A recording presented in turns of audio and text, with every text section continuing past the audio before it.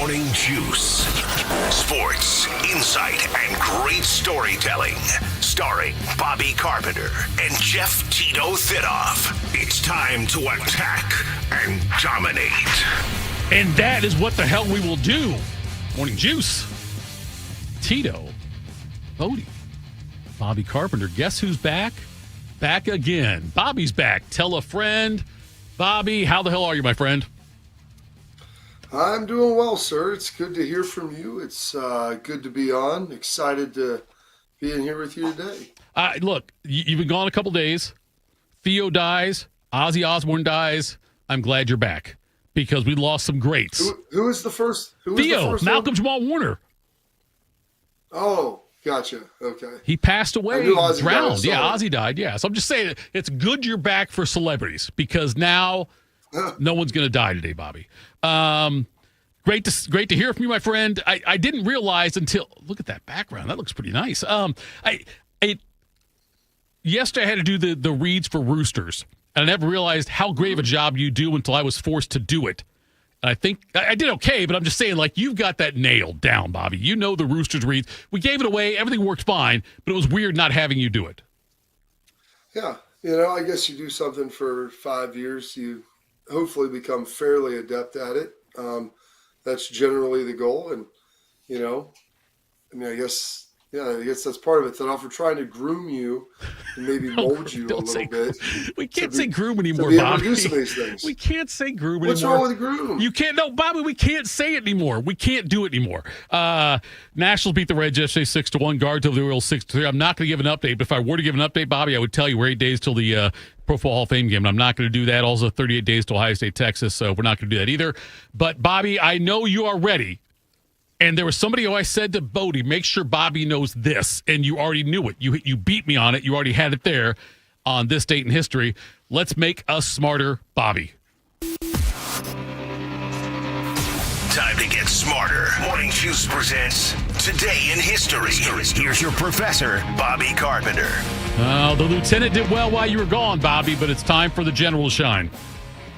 Well, I'm sure Bodie did a fantastic job. It is Wednesday, July 23rd, the 204th day of the year, 161 days remaining in this 2025. This date, 1829, William Austin Burt patents the typograph, the precursor to the typewriter.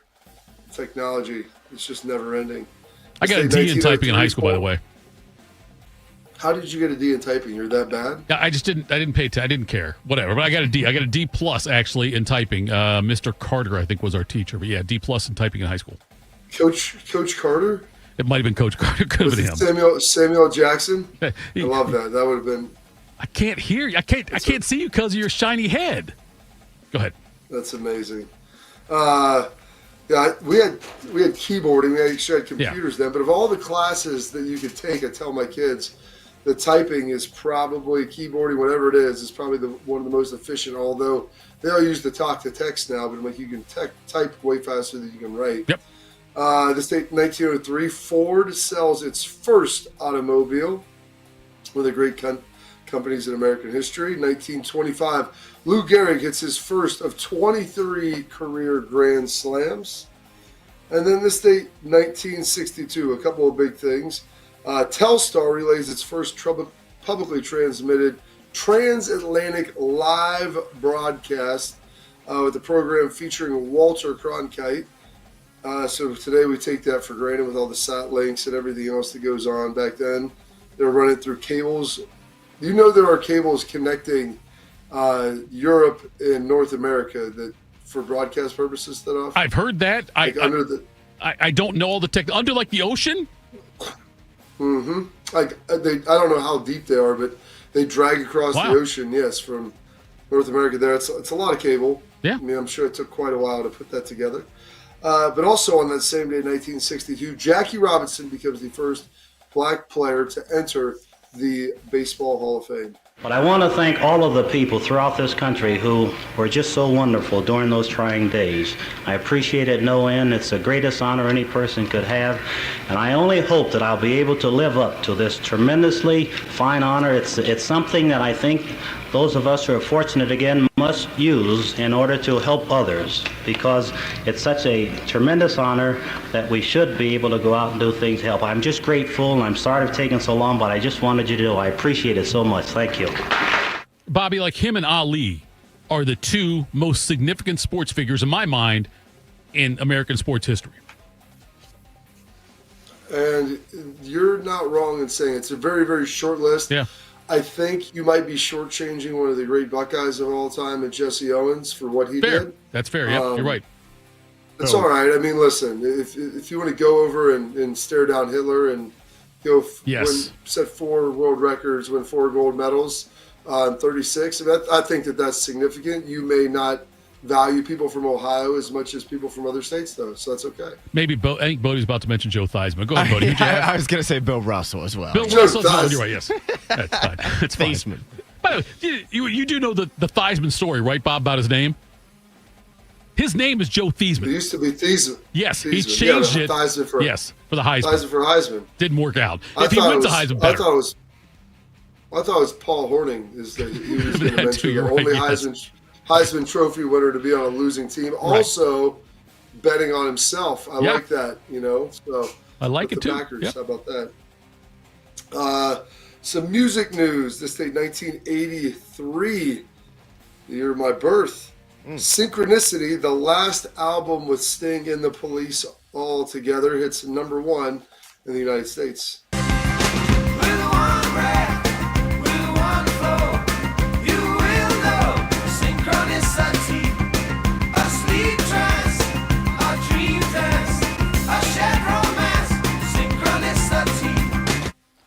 They had Synchronicity 1 and Synchronicity 2 on the same album. I never understood that. Why not just have different names?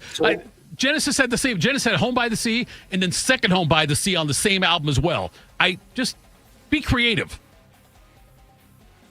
Well, maybe there was creative differences within the band. There was definitely that. They had to figure that out. That's why both of those bands broke up, although Genesis got back together with old Phil Collins. Yep. Yes. He really can't dance now. He doesn't walk very well anymore. He does not. This day, 1988, Forever Your Girl by Paula Abdul debuts at 184th on album sales, but 4 weeks later it hits number 1.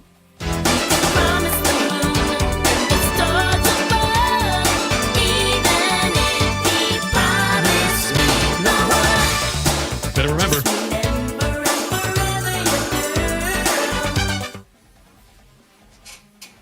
Well, we got to remember. You got to remember, yeah. And by the way, they had Forever Your Girl. She had the other, she had the other song too, where she had like the cat, MC Scat Cat, rapping with her. One step forward, 2 steps back. Yes, that's what it was. Yes, opposites attract. Opposites attract. Yeah. That's right. I know a little bit about Paula Abdul. I mean, listen, cray. She was throwing. Well, she's a little bit crazy, yes.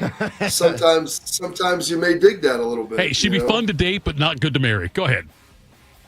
Well, it just depends on how excited of a marriage you want. Right, I hear you. Then this date, 2010, One Direction is formed while auditioning for X Factor in London. Yeah, I forgot that's how they got together.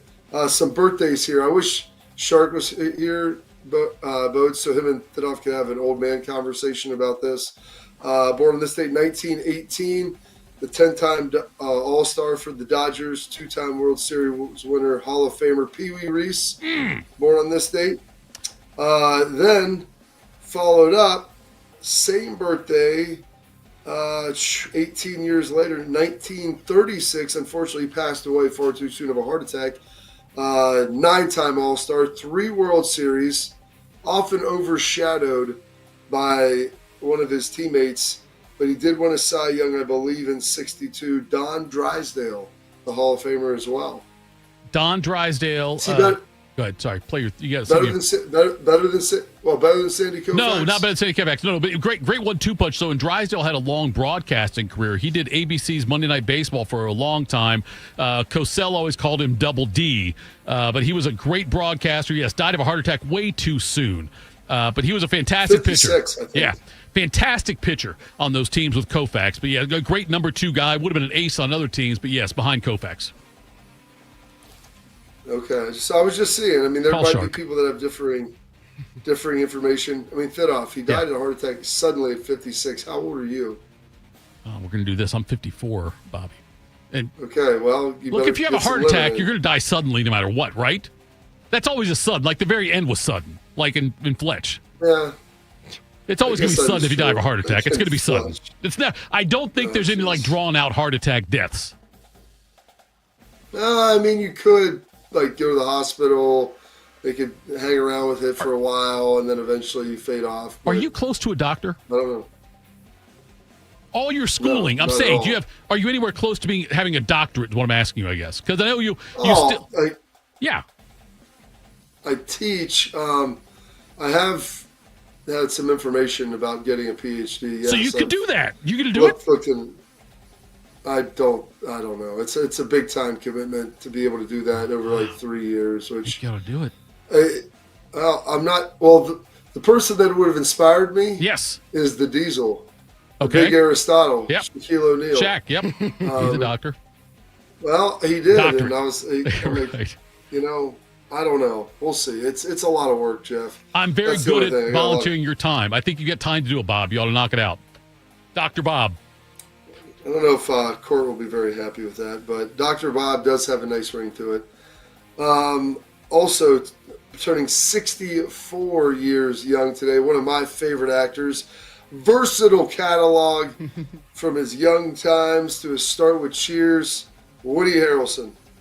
This place is like somebody's memory of a town, and the memory's fading. It's like there was never anything here but jungle. Stop saying shit like that. It's unprofessional. Oh, is that what I'm going for here? Just want you to stop saying odd shit like you smell a psychosphere or you're in someone's faded memory of a town. Just stop. Given how long it's taken for me to reconcile my nature, I can't figure I'd forgo it on your account, Marty.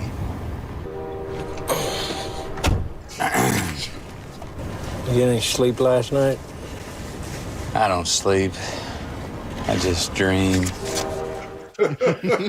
Bobby, one of the great Between Two Ferns, when Zach Galifianakis had Matthew McConaughey on and said, when you and Woody Harrelson are out like filming stuff, are you bothered that there's not a hacky being sacked somewhere?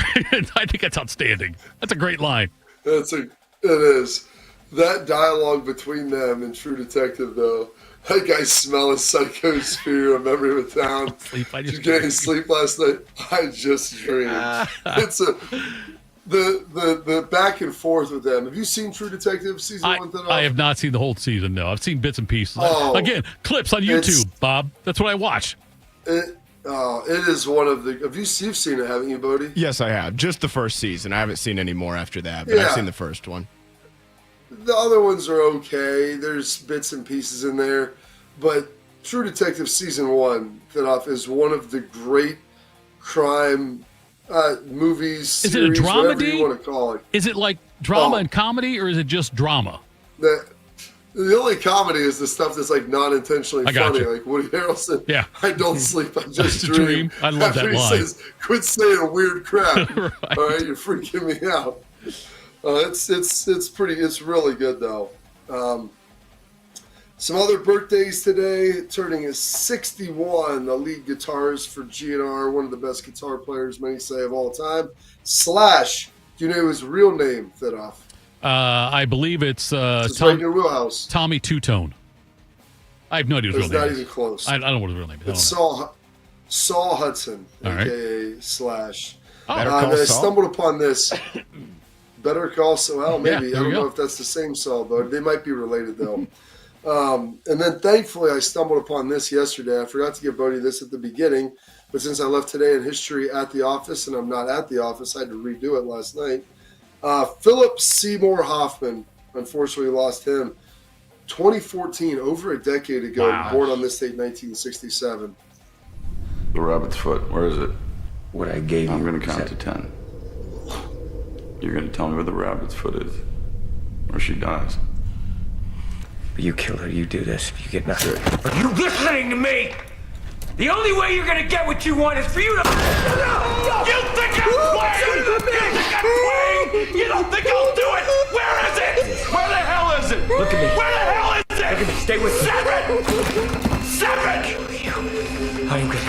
I swear to God, I'm gonna kill you. 8! I want to help you get whatever you want. But you got to do what's right. What you know is right. No. 10. No! No! What a great actor. Bodie, what movie was that from? That was the third Mission Impossible.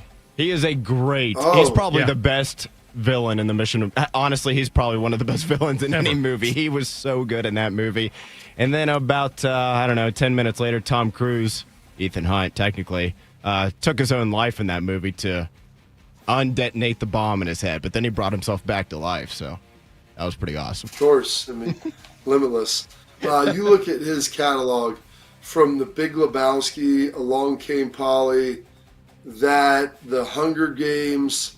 I mean, he is so good and so versatile in a million different roles. Just unfortunately lost him far too soon. Some other birthdays today. Gary Payton, formerly known as The Glove. Yeah. Turning this kind of hurt me. Turning 57 today. When I saw how old he was getting. Alison Krauss, famed movie singer, I believe she is with Garth Brooks, turning 54 today. Nomo Garcia-Parra, Nomo, Mr. Nice Guy, the 6-time All-Star AL Rookie of the Year, won a couple batting titles, turning 52. Here's the pitch. Swinging, and there it goes. Way back, left center field. Here it comes. Swinging, there's a drive. He may have done it. Nomar Garcia-Parra has done it. 2 home runs this inning. What a way to celebrate a birthday.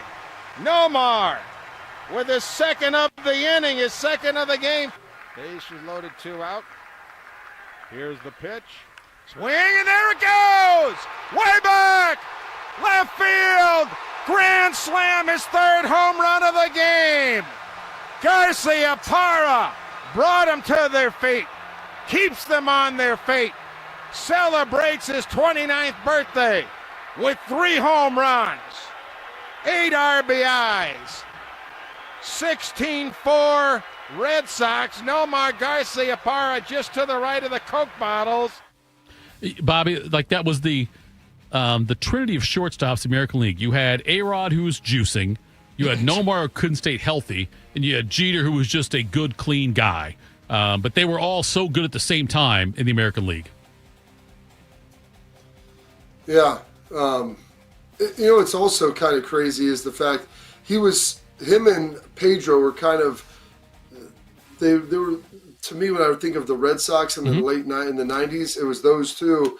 And then he got traded before. Got traded to the Cubs, yeah. Before they were able to win it in 03. So he was never there for that. So that's kind of crappy. Also, an important note, he is married to famed Olympian Mia Hamm. They have a couple of daughters there as well. Yeah. Did you not know that? I did not know he was married to Mia Hamm. I didn't know that. Oh, really? Yeah. Oh, okay. Well, you learn something new every day, Thitoff. Also born on that same date, turning 52 today, one of the famed White House interns of all time. The only one you can name. No, don't say word of the fame, because you can only name one White House intern, Bobby. That's all we can name. Well, there might be people that can name others. I cannot. Maybe no one else in this room can either. No. Monica Lewinsky, turning 52. Now, I have to go back to work on my State of the Union speech. And I worked on it till pretty late last night. But I want to say one thing to the American people. I want you to listen to me. I'm going to say this again. I did not have sexual relations with that woman, Miss Lewinsky. I never told anybody to lie, not a single time, never. These allegations are false, and I need to go back to work for the American people. Thank you. Clap. I like the clap. Yeah, the clap's good, yeah. Oh, yeah. The clapping is what you want. I mean, that's the affirmation that you're looking for with that. Listen, everybody's interpretation of sexual relations is a little different. Yes. I wasn't sure when I was listening to that whether that was actually Bill Clinton or Daryl Hammond portraying Bill Clinton. Sounded like Daryl Hammond also did. Did you ever see the movie? At the beginning. Go ahead, Bob.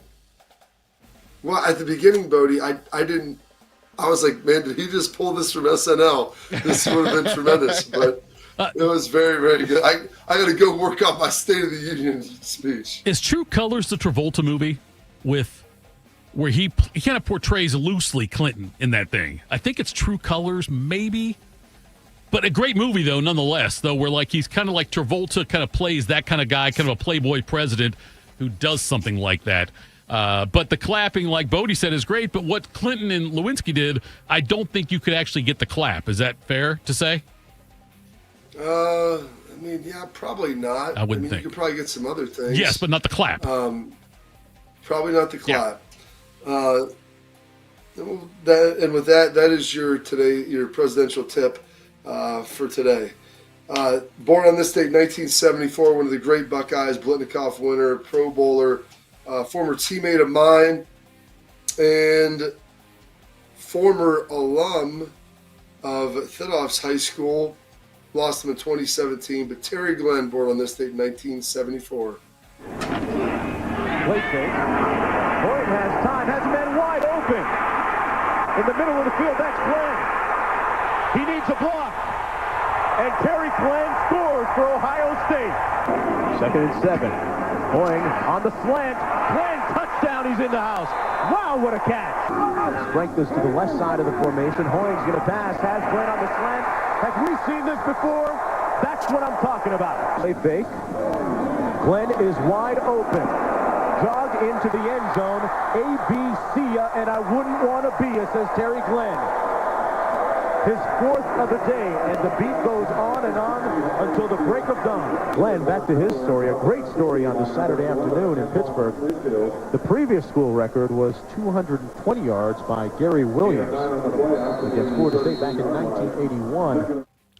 Bobby, the breaking news on this, you and I are different in a few ways. When you've got your sports memories, you actually have them on YouTube and whatnot, and they're out there, all these things you did. But my sports, like one of the sports highlights of my life, Cook Recreation Center on Saturday mornings from 9 a.m. to noon, they had open gym. I would go there and play, and as I was 17, 18, 19, 20, whatever it was. And some of the guys that played were Terry Glenn, Jason Gwynn, Anthony Gwynn, Marlon Kerner, June Henley, who went on to break all of Gale Sayers' rushing records with Kansas and then went to the Rams. To Don? I don't think he is. They may be brothers with a different mother. I'm not sure. But going out there and playing, though, on those days, and Terry Glenn was such a freak at that age and so athletic. And it was so much fun doing that. You don't realize the moment how special those times are. But I'm out there sharing the court with all these guys that were former Buckeyes who would have been great players. I mean, obviously, Terry died way too young. So did Jason Gwynn. But how great those guys were and how much fun it was doing that. You never realized until after it's way past how special those things were. Yeah, it's awesome. Terry, getting to play with him in Dallas was a highlight of my career after growing up watching him and seeing just all the unbelievable feats he had. He really only started for 1 year at Ohio State, Bodie. It was pretty remarkable. He was a prop, 48 that came in. He was like waiting behind Joey Galloway. Joey leaves. Terry steps up and then wins the Blitnikoff in 1 year and then is out and gets drafted famously by the Patriots, where Parcells calls him she, and then they circle back about a decade later to play for him in Dallas. So it was awesome. Really a great guy. I was going to say, looking at that game against Pittsburgh when he set the school record for receiving yards in a single game, that's still second, and it was just broke a few years ago by Jackson Smith and Jigba against Utah when he had, I think, 700 yards, give or take. But roughly. Yeah. 700. Roughly. And what's also ironic about that is, Lathan Ransom was on that team. Lathan actually dates Terry's stepdaughter. Does he really? Yeah, she played soccer at Cincinnati. Yeah, so he and it's funny. He brought that up to me. She said she remembered meeting you like in the elevator when she was like 5 or 6 and down in Texas. So it was unbelievable full circle moment. But just really, really a nice guy. And Terry came from a very, very rough upbringing over there. His Gwynn family raised him. Yeah. Yeah, in Georgia, Georgia. Yep. It was a rough situation, but really one of the great dudes. Very, very quiet, but a nice guy. Also born on the same day, a lot of speed born on this day. Maurice Green turning 51 today, the 104 by 1 meter gold medalist from the 2000 Olympics. won the bronze in the 100 meters in 04, silver in 04 in the 4x1. So a lot of speed coming there from Maurice Green. Some passing away in the state, 1793.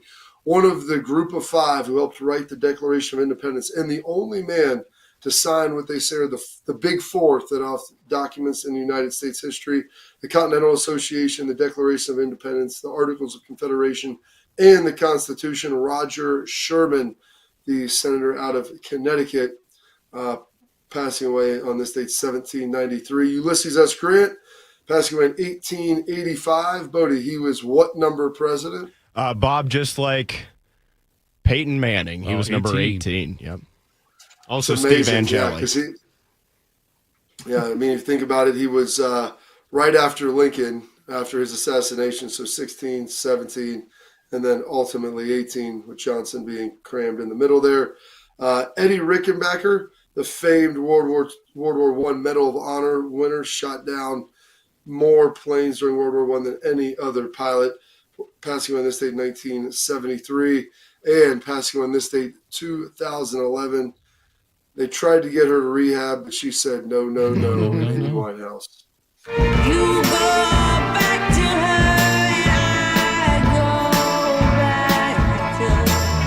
I go back to us. That music video on YouTube, 1.3 billion with a B views. Oh, wow. I was like, oh my gosh. That's rivaling Morning Juice. Yeah, exactly. I don't know how many YouTube music videos are over the billion mark, but I can't imagine there's many, and that's one of them. That is pretty darn amazing. Some holidays observances. It's Mosquito Day. It's National Vanilla Ice Cream Day. Peanut Butter and Chocolate Day. Sprinkle Day as well. And those historical events, your birthdays, your passings, your holidays, observances. For this date, Wednesday, July 23rd, the 204th day of the year, 161 days remaining in this 2025. Well done, as always, General, even remotely. And look, we had the Big Ten Media Days going on, so we got a lot of sound we're going to play from that. We'll do some of that. A lot of college football today. We'll talk, we'll hear from Ryan Day next. Morning Juice. Hey, it's Bobby Carpenter. I know what it's like to be stuck in that cycle of pain where you're trying to get better. You keep going to the doctor, steroid shots, surgeries. Do not go down that road anymore. Go see my friends at QC Kinetics. They will help treat you without going under the knife and without the meds. QC Kinetics are the leaders in regenerative medicine to help your body heal itself. And I should know, I've been a client there, and they helped me with my knee get back to the running in the summer and going whitewater rafting and all of the things that you enjoy. And this is the critical part about my friends with QC. 92% of patients report satisfaction with their results. That's peace of mind. It's not just a number. They're trying to help you. They're the second opinion that you're looking for to keep you from getting under the knife. To find out if you're a good candidate, go check them out at qckinetics.com/Columbus. The consultation is free, or call 380-2845-44. That's 380-2845-44. They have offices all over Central Ohio. So go check them out. And we're live here outside the Perez family home, just waiting for and there they go. Almost on time this morning. Mom is coming out the front door strong with a double-arm kid carry. Looks like Dad has the bags. Daughter is bringing up the rear. Oh, but the diaper bag wasn't closed. Diapers and toys are everywhere. Ooh, but Mom has just nailed the perfect car seat buckle for the toddler. And now the eldest daughter, who looks to be about 9 or 10, has secured herself in the booster seat. Dad zips the bag closed, and they're off. But looks like Mom doesn't realize her coffee cup is still on the roof of the car. And there it goes. Oh, that's a shame. That mug was a fam favorite. Don't sweat the small stuff. Just nail the big stuff. Like making sure your kids are buckled correctly in the right seat for their age and size. Learn more at nhtsa.gov/the right seat. Visit nhtsa.gov/the right seat. Brought to you by NHTSA and the Ad Council. Hey, Max, you look absolutely dashing in that purple tie. Ready to harness the world? You bet, Daisy. I'm ready as I'll ever be. And might I say, your purple tie really pops with your vest. Thanks. I almost went with a cape, but didn't want to come across as pretentious. Nonsense. Anyone in our line of work should rock a cape. You might be onto something, Max. Phew, so here we go. First day on the job. We've got this, right? Right. Don't forget, we both graduated from Dogs Inc. with honors. Which means I can guide my human around a busy city with ease. And I can give my human a restful night. I hope my human is kind and loving. And I hope mine likes wet kisses and zoomies. Ready to make a difference? Born ready. Let's go. Discover how extraordinary dogs like Daisy and Max change lives at no cost to the recipients. Visit dogsinc.org. Tito has had 2 wives. They've both been named Heather. If you know someone named Heather, please warn her. This is Morning Juice. All right, Morning Juice. Tito, Bodie, Bobby Carpenter with you. Carp, where the hell are you? I don't know where you are. Where are you? I'm down in God's country, Thitoff. I'm right here, I don't know, about probably less, maybe a half mile from Kentucky, right on the Ohio River. Ryan Day spoke to Austin Byrne yesterday, and I thought this was very interesting, Bobby.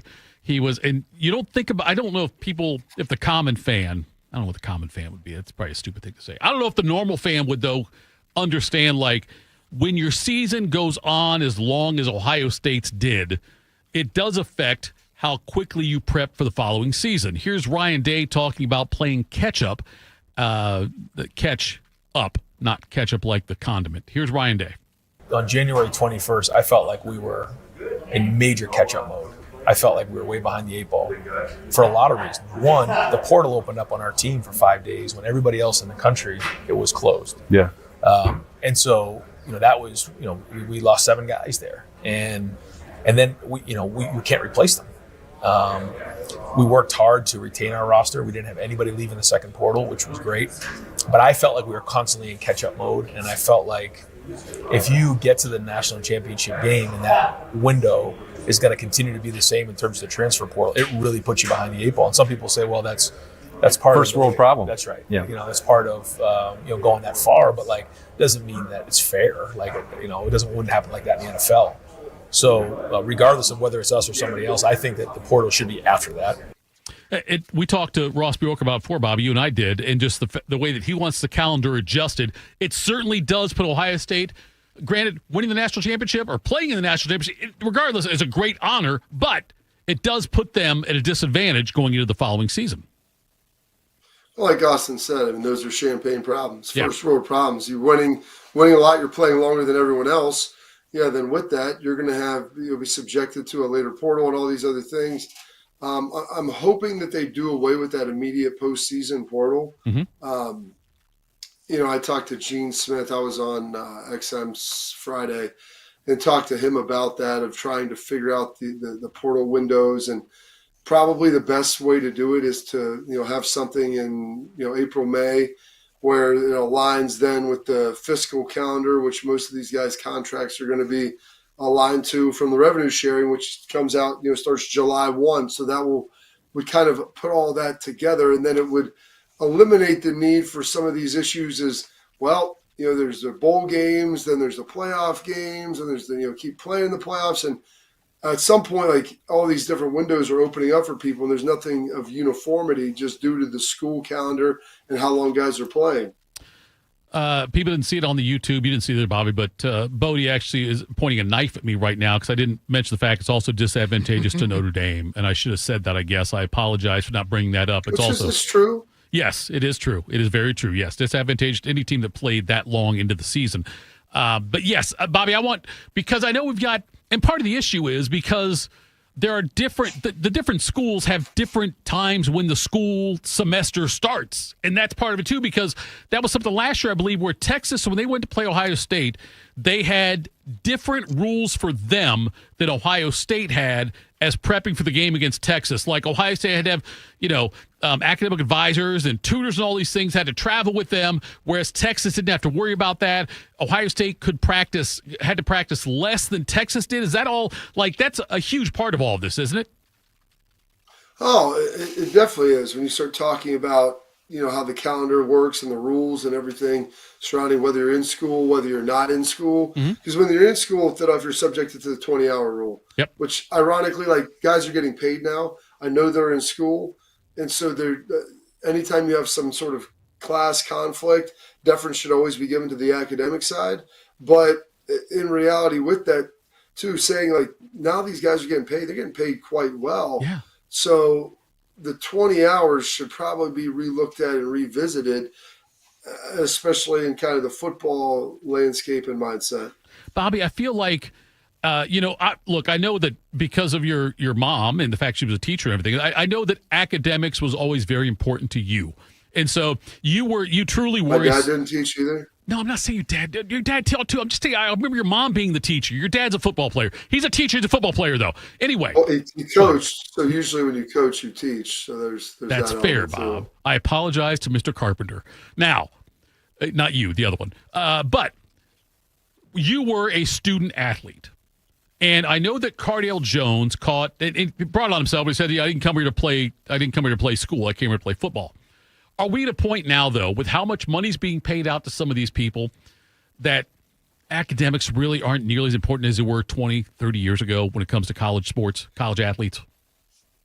You know what's funny is I think with where everything is at with NIL, and I talked to Marcus Freeman about this, I've talked to Ryan about this, and there's certain institutions where I think that this matters more.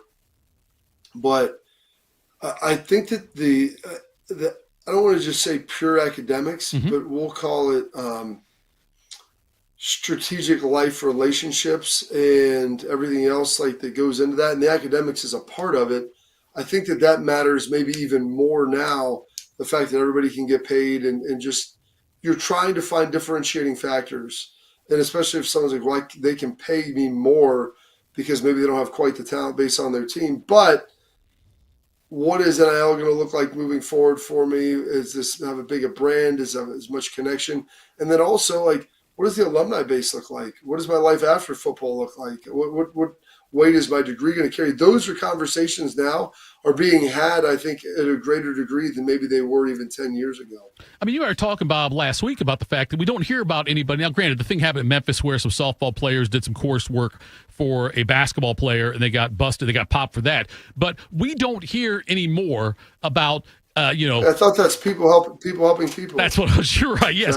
We don't hear it as much, though. And pay it forward. Bobby, it seems like every year, and this is exaggeration, but it seems like almost every year, though, it's like Ohio State had their best academic year ever among athletes. Like the football team's GPA was higher than it's ever been and all these things, which is great news. But I wonder, though, how much, and you're right, the fact the alumni base, and if you are, and you've heard other Buckeyes talk about this that have come through the program in recent years, it is if you can be a positive role model while playing football or basketball at Ohio State, you will be entrenched in this community for years and years. Like there'll be a lot of opportunities for you versus if you were somewhere else or left on bad terms. So yes, I agree that the academic part of that is significant. Maybe it's because we never hear about him. We never hear about academic issues anymore with Ohio State ever. Laurenti Germany's the last guy I can think of when they say, he had 0.0 or something for a semester, whatever it was. But that's the last person I associate with. They couldn't play in the bowl game. Right. That's the last person I associate with academic problems at Ohio State. So there have been a handful over the last 10 years, but it has been a few and far between. And it's something now, like when I heard it come up, I looked at one of the guys that mentioned something to me about it. I was like, wait, that's still a thing? Right. Like we still have guys who have to worry about being eligible? Is that really where we're at now? And it's amazing because you don't really think that that's the case. But there is still that. I mean, the guys go to class, they do all those things. Some of it's online. And it's a little different, but I mean, it's no different than what the normal student has access to and kind of how they build it. And so that connectivity with the alumni group and what you're able to do. And if you go on and play in the NFL and be in these different cities and everything else, it's pretty wild to be able to kind of see that. But the impact that Ohio State can make is huge. And that's become a differentiating factor for them when they've been recruiting a lot. Is that what you think? Is that the difference now versus, say, 30 years ago? Is it because there is a greater emphasis and more, I don't say more resources available, but there's a greater emphasis on the academic side, which is why we don't hear about things like that anymore? I don't know if it's a greater emphasis on it. It's I think there always has been that emphasis, but now I think you look at it holistically and they what is this doing for the remainder of your life? These guys now are more savvy and more experienced than ever before, Thitoff. And so you have to look at some of these different opportunities that are out there and what does going to Ohio State, what can that do for you? I mean, there's certain schools that like that's a big deal and it may not matter as much other places. And so you try to lean into those things that maybe once were kind of viewed as a hindrance, now can be viewed as in a very, very positive light. All right, coming up next, quick hitters, Morning Juice. When it comes to protecting your assets, you need a security partner. Event Risk Security Services is a U.S.-based veteran-owned company providing protection services, consulting to Fortune 500 companies, movie studios, celebrities, and high-net-worth individuals. If you're tired of fluff margins with low compensation for poor quality services and an endless revolving door of vendor staffing, then give them a try. They're virtually the same cost, and they can address what keeps you up at night. Event Risk. Check them out at eventriskinc.com to learn more. My son Ian was diagnosed with a brain tumor at the age of 16 months. The outlook was pretty rough. I mean, it was, we had no hope until St. Jude rescued us. I mean, they saved him. To this date, we are 12 years into this journey, and from day one, we've never once seen a bill. It gave us the peace of mind to know that we're there with our son, and we're gonna beat cancer together. Now, he is doing really, really well. He's alive because of what St. Jude has done. He's here because of the doctors who came before, their blood, their sweat, their tears, the knowledge accumulated and shared, with everyone else around the world. This is how we get rid of this, how we help kids beat cancer all over. It's the future. Together, we will make yours possible for every child everywhere. Learn more at stjude.org. I'm a wife and the mother of 2 kids, and I've got a good job. Bye, Mom. See you, Mom. A pretty important job. Because of my family and my job, I really care about this neighborhood. It's a good neighborhood. Yes, there's some crime. And when I drive to work, like now, I realize that some people here don't trust the police. So the police should be reaching out to this community, and this community should reach out to the police. That's the way to make this a safer place. And when I get to work in the precinct house and put on my uniform, I can tell you as a police officer that this department is reaching out to the community, and the community is doing its part. We're building partnerships. This should be happening everywhere. This is how we can all be safer. Get involved. Start the conversation. Start the conversation and help stop crime. To learn the 5 things you can do, go to ncpc.org/prevent violent crime. A message from the National Crime Prevention Council and the Bureau of Justice Assistance. Hi, this is Martina McBride. With online news, social media, and texting available 24/7, the world seems to be spinning faster and faster every day. And it can be overwhelming. Sometimes we just need to unplug and take a break from our electronic devices. It can help reduce stress and allow us to reflect on the things that are really important in our lives. This message brought to you courtesy of the United States Air Force. Tito invited the new Russian family who moved in down the street to watch Rocky IV. It did not go well. I must break you. This is Morning Juice. Morning Juice. Now we're there. Tito, Bodie, the remote Bobby Carpenter with us as well. And now it's time for some fast jabs. Morning Juice presents Quick Hitters. Sponsored by Dr. Mark Levy. If you're snoring and not sleeping, call Dr. Mark Levy today at 1-800-MORE-SLEEP. Good morning, Buddy Wells. Good morning, guys. I had all 3 mics turned up here, and then during that last break, I was like, well, I don't need this 3rd mic turned up because Bobby's not actually on that mic. Sure. So let me just turn that one down. Well, it turns out I turned down number 3 instead of number 2, and Tito, you are on number 3 and not number 2. Lots of fans out there. Thank you for that. We'll continue the college football theme here. At Big 12 Media Days last week, Scott Frost had some we'll call them harsh comments about his time coaching at his alma mater, Nebraska, from 2018 to 2022. Frost, among many other things, he insinuated that him taking that job as the head coach of the Cornhuskers was, quote, the wrong job to take. Well, current Nebraska head coach Matt Rule, speaking at Big Ten Media Days yesterday, did not miss the opportunity to clap back at Frost. Rule said this, quote, I've always been very empathetic of what he had to go through when he was here. This is his home. Like, if you guys fired me tomorrow, I'm just going to go back to Cape May and sit on the beach and go, we're back to where I'm from. But I will say this was not a good job when I got here. This was not a good job. He continued. It was not a good job. He said that 3 different times. But we've made it a good job, and we're about to make it a great job. This will be one of the best jobs in the country. Bobby, I don't know about best jobs in the country, but I do respect Matt Rule for sticking up for his program. Yeah, we're going to make it big. Going to make it the best. The greatest job anybody's ever seen. But it's interesting. It is tough, I will say this, to go home and to try to do what Scott Frost did. Because if it doesn't work, what do you do? Like, that's the place where you're always endeared. Now, I will say this. Scott Frost didn't have the greatest relationship from my research with his teammates at Nebraska. I thought when he went back there, it's like, oh, this is the conquering hero returning home. It wasn't that rosy. And some of the guys were not all that happy with how he operated the program and some of the things he did. And if you don't have the alumni base behind you at a place like that, that's going to be really hard, especially when you're one of their favorite sons.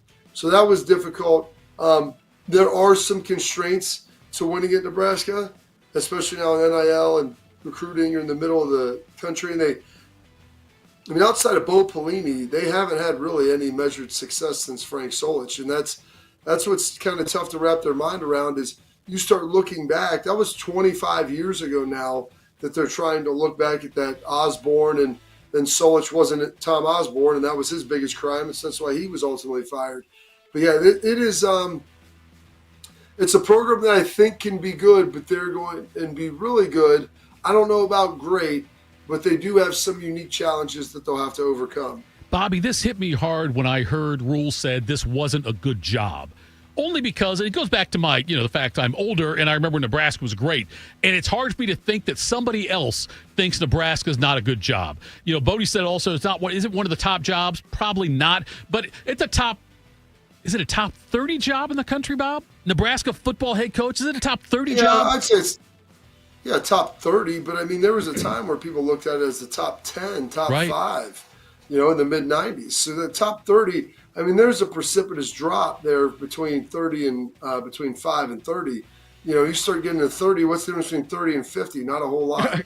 It's funny, but if you and I sat down, say we sat down 30 years ago, you and I, which would be weird because I was a lot older than you, it would look like grooming like you brought up earlier. Anyway, if we wrote down the top 30 jobs in the country we thought it would be 30 years from now, like back then, we'd have Nebraska in the top 10. And it's weird to think that they have fallen off that far.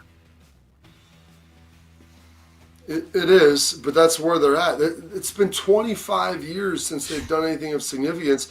And that is honestly like with Pioli in there. And he was good. He had them 8, 9, 10 wins every year, but it just wasn't. They started getting good again. They forgot what they had been. So, like, it's a hard situation to be able to kind of dig out of a hole once you've been bad for so long. Do you think Rule leaves on good terms eventually? Like, he's somebody he's going to get fired because of poor performance, or he's going to leave to take another job after being successful? I think, depending on what you measure success as, I don't know if they could win any more than 10 games. I don't know if they could truly win the Big Ten. Right. Do I think that in a era where the 4th and maybe 5th team in the Big Ten are getting in the CFP? Yeah, I think they could do that. I think they could get 10 games and be to maybe the 3rd best team. I don't know if they're ever going to be able to put together a run, though, where they're able to top, Ohio State and Oregon and Penn State. If USC ever gets it together, Michigan, I don't think he'll be able to ever top all of those in a year and win it. But maybe there's a year where you can top a couple of them and be in a good spot. Next 3 years, you want to be USC or Nebraska? From what I've been told about USC as I was leaning in, there is some division in there among their alumni base, and they're not all that happy with Lincoln, which rightfully so. When you're winning 8 games a year and getting paid 8. what he's getting paid. I think they'd take 7. 8. They would take it. Yeah. Bodie, how about you? Would you rather be USC or Nebraska the next 3 years? I mean, I would still roll with USC and bet on the chance that the talent's there. Right. But the fact that it's even a question I know. is pretty staggering. And by the way, I'd rather be Illinois out of both those, though. Give me Illinois This the next year, 3 years yeah. over USC, Nebraska. Nebraska's best case scenario feels like an Indiana last year, where their schedule falls just right and they avoid most, if not all, of the best 4 or 5 top teams in the Big Ten, and then they find their way to a 10-2. You get yourself in, whether it's a play-in game or an at-large bid, whatever the next iteration of the college football playoff looks like. But even that's like, I mean, I tell you guys, I'm 28, and I have, like Bobby was saying, my closest memories of them being good is them getting smoked in the Big Ten title game by a Wisconsin team that was only there because Ohio State and Penn State were both ineligible to make it.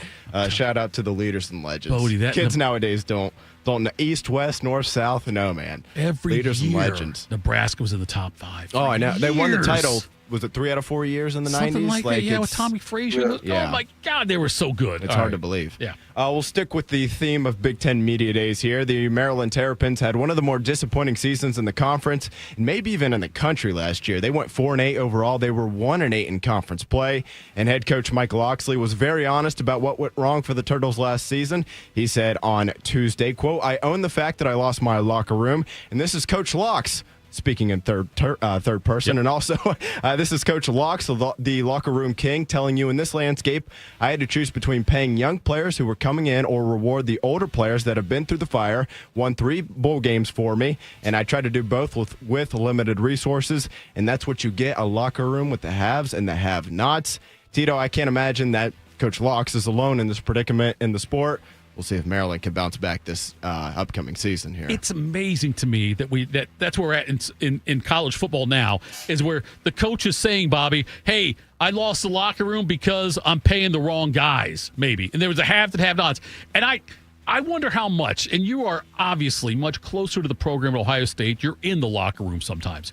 I'm curious, like, how do you manage that? How does a coach, because Locke said he failed in managing it. Ryan Day, or Ohio State, I'm not sure how much Ryan Day is actually in the decision-making of we're going to pay this guy but not this guy. But how is Ohio State able to not have that? Well, you don't pay your younger players coming in more than your established starters. Because people always ask, what's going on? How come this money doesn't destroy locker rooms? I'm like, it can.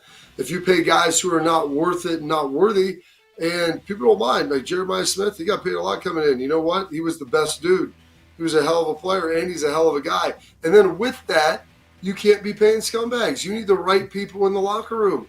And if you do that, everything always works out. But you have to be willing to, draw a hard line of how compensation is passed out and saying we earn it here, and when you play here, you'll be taken care of. And then also with that, you have to make sure you're getting people of the right character and want to be there for the right reasons. And if you do those 2 things and merge them together, then you're going to have a locker room that looks a lot like Ohio State's. If not, you get a locker room that looked a lot like Maryland's last year. Interesting, Bob, when you look at schools like Maryland, we just talked about Nebraska, Illinois, USC, and whatnot. But I wonder what the expectations are for Maryland. Like, how would Loxley, how would the athletic department, what would they deem a successful season? Because there's no way in hell Maryland's going to win the Big Ten, ever. Maryland will never win the Big Ten in football. So what's a successful season, I wonder, like that for them? Is Indiana is that the benchmark for a successful season that does not end with the Big Ten title? Is that the one? I think when you look at it, I mean, we were just talking about Nebraska. Yeah. If you can grab that 3rd, 4th, 5th spot and make it to the CFP, then I think that's good. You've got to schedule well. You've got to make sure you win a couple of big games. You can't lose any stinkers to teams that you shouldn't be losing to that are bad. And if you do that, then I think you've got a chance. But that's kind of where all that stuff comes into play, is you've got to make certain that you're putting yourself in the best position to be successful in winning the games you need to win. It feels to me, Bobby, like, when we look at the college football landscape, and every year we go into it, we can probably identify about a dozen teams that could win the national championship, about a dozen every year.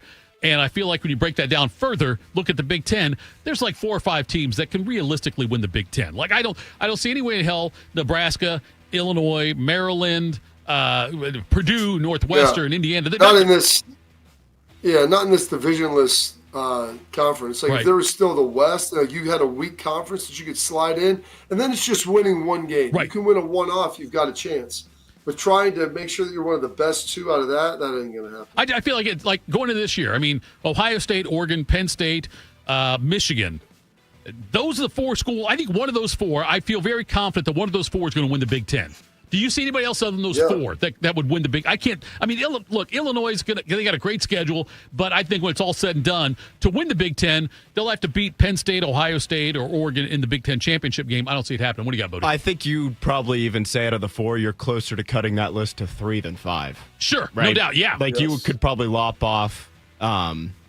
Who was it there? Who was the I said 14th? Michigan. I said Ohio State, Michigan. Oregon, Penn You'd State. probably be more likely to lop off Michigan out of the list and cut it down to Penn State, Oregon, Ohio State than you would be to add Illinois as the 5th team. But Illinois, though, could very well be playing in the Big Ten championship. I just don't see them just because the way the schedule plays out. Yeah. And that's what's so Even odd. Indiana, though, got a lot of breaks last year, and they only lost 1 conference game, and they were still left out of the conference title game. So it's interesting to me, Bobby, when you look at that with the just the numbers of that. And that's why I wonder how those conversations happen within the athletic department. Because, look, you can say all you want, like, hey, we're here, Maryland. We want to compete for Big Ten. You're not competing for Big Ten championships. It's not going to happen. And so expectations there, realistic expectations have to be a lot lower than other schools. If he ever gets to the goal should be 9 wins. And if you have a really good team geared up, can you get to 10? Like that's it. And anything else outside of that is a little bit of a fool's errand to think that you're going to be able to consistently compete with Ohio State, Oregon, Michigan. Because number one, like, you're under-resourced. Yeah. Like, they just don't have the ability to get that done. And in an era now where guys can leave and go places for more money and all that other stuff, like, it's not going to happen, Captain. Feels like they should hire Brad Pitt and run the Moneyball thing. Just do that. Right, Bobby? Like, that's Here's the problem, though. In Moneyball, you can get guys under contract and keep them there. Right. In this scenario, like, guy has a good year, then he goes, you're a free agent every single year unless they finally get this stuff under control a little bit. You're going to go from AAA to the majors, Bob. That's what you're going to do every time. You're going to move up. Yeah, because Maryland, by the way, is AAA. Ohio State, Oregon, Penn State, those guys are the big leagues. And that's what you're going to do. You're right. They're going to leave and go up there. Here's the one difference, though, I always say, between the Big Ten and the SEC, and this is what's pretty remarkable, is in the SEC, let's say the Maryland equivalent is maybe like an Auburn. Right. South Carolina, Auburn. Like, you get South Carolina. They had everything teed up last year. They won 9 regular season games. They stink and lose at the end of the season to Clemson, which probably cost them getting in. They lost a rough one to LSU where they didn't get some breaks. Then they ended up losing the bowl game to Illinois, though. I think they beat South Clemson. Carolina. They beat Clemson, Bob. Yeah, they beat Clemson. Yeah, Clemson lost to them. That almost kind of propelled them into that the almost screwed Clemson. Yeah. Yes. They lost to LSU. I'm trying to think of the other 2 losses they had. But they played pretty good. Bama, tough schedule. Bama. But their fans legitimately think that they can win the SEC. And, like, that's an expectation that they have. Sure. Like, Auburn fans legitimately think they can win the SEC this year if they get breaks and things go the right way. That ain't going to happen. No. Like, they're like, well, if we just get this or that, or maybe we hire a better coach. Arkansas, same thing. Like, those mid-tier programs like that, you're not going to be able to win it. Your goal should be to say, hey, can I get good enough to go snag the 3rd or 4th spot? And you've got to be realistic with that. Because if not, you're just going to be churning through coaches. Can I have a signature win and make the playoff? Just a signature win somewhere. Beat Alabama, signature beat somebody. Win, yeah. Signature win, no terrible losses, and find a way to get to 9 or maybe even say 10 wins. Don't give up 50 points to a bad Oklahoma team. How about that? Coming up next, we got more from Ryan Day. He's going to tell us what the goals are and the focus for 2025. We'll do that next. Morning Juice. Bobby Carpenter here with the Riverside Bank of Dublin Sports Money Report. Ozzie and Daniel Silna made one of the greatest deals in NBA history. In the 70s, they owned the Spirits of St. Louis of the ABA. When the NBA and ABA merged, they offered the Silna brothers a couple of million to go away, but instead, the Silnas negotiated a piece of future television revenue. We all know how TV contracts are these days, and the Silna brothers made a total of $800 million from the NBA. Chuck Moore, CEO, and Travis Sanders, president of Riverside Bank of Dublin, talk about deal making for local businesses in our community. Thank you, Bobby. Being a local bank has its benefits. We have experience making deals in this town, and with our local processing and underwriting, we're agile enough to move at the speed of business. Travis, share how we treat our clients. We advise our clients on risk mitigation, long-term financial stability, and market conditions to help them make informed decisions. The Silnas knew something the MBA didn't. Let our experience and local expertise help guide you in your business. Tune in every day for the Riverside Bank of Dublin Sports Money Report. Visit their office at 6300 France Road in Dublin or online at riverside.bank. Member FDIC, Equal Housing Lender. Hey there, Jane Lynch here. You want to hear something funny? Too bad. You want to hear something uplifting that will inspire you? Good. Because today, I want to talk to you about Direct Relief, a humanitarian organization that does seriously good work when it counts. Fires, hurricanes, earthquakes. When disaster strikes, Direct Relief immediately shows up with medicines, medical supplies, and everything doctors and nurses need to save lives. Let's ship her out! Every day across the United States and around the world, they're making an enormous difference. If someone needs help, Direct Relief helps. No politics, no red tape. Hey, what you doing over there? Oh, I'm packing insulin for kids with diabetes. See, every box here is literally a lifeline for someone in critical need. So check them out at directrelief.org. You might just bring a smile to someone's face. I'm Shanola Hampton. Every day, millions of people face hunger. Today, I will share with you some of their experiences. I'm stuck between paying for medications or paying for food. John from Maine. After paying my bills, I can buy groceries. It's sad to say, food comes last. Alice from Oregon. I thought pantries were for less fortunate people.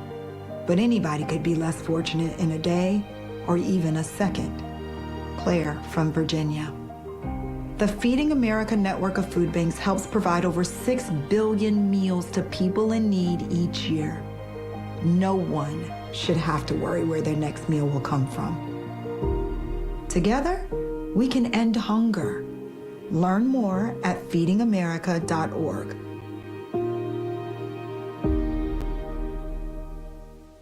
Proud to be your go-to sports addiction. WBNS, WBNS FM, HD3 Columbus. The Fan 3, Ohio sports destination.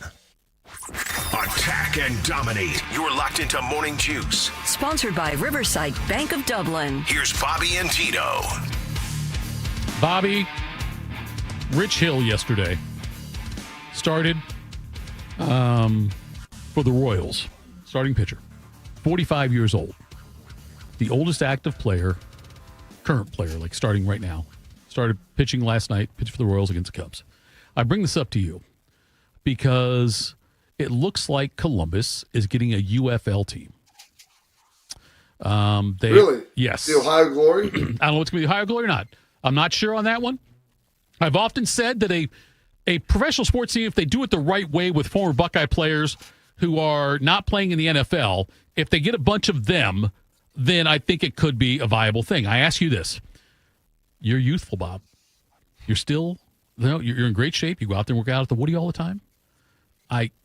Is this an option? Well, I don't want to lose you off the show for that, but as a UFL, if they come calling, will Bobby Carpenter pick up the phone? They're not going to come calling, and I answer every call, and I always look at opportunities, but based upon the fact how bad my body was hurting just from working out this week down here and what my neck feels like, probably not in a great spot to be able to do that. Well, Von Miller signed with Washington. I know he's a little younger than you, but the thinking is he'll play, 15, 20 snaps a game maybe during the season. They'll lean on him more in the playoffs. I think you could go out there and get 15 to 20 snaps on a UFL team, Bob. That's what they're looking at. Is they want me to come in and play 15 to 20 snaps regular season for a playoff push, so that I can win the USFL Bowl. Like it's a UFL. It's not the Pantheon Cup. It's not It's a UFL. You get a ring, right? I mean, it might not be a very big ring, but I would think you get a ring. Just something to think about, Bob. You would think. Listen, why would you think? Who knows what these things? Who knows what the gifts are for this stuff? Columbus, they haven't come with a nickname yet, but yes. Ryan Day was talking about the focus and the goals for the 2025 season. This is him talking to Austin and Berm out at Media Days in Vegas. It's about these guys and it's about this team.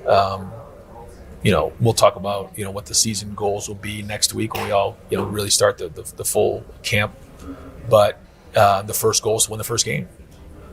And because it's such a monster game, like that's where the focus is going to be. And then we'll get a lot of feedback coming off of that game. And then we grow and build and make adjustments from there as the season goes on. But the good news is there's a lot of guys in that locker room that have seen what it takes. Doesn't mean that they've done it before. They're inexperienced. They're going to have to learn from it. But, I don't think that there's one message other than it's about this team and it's about this journey this season.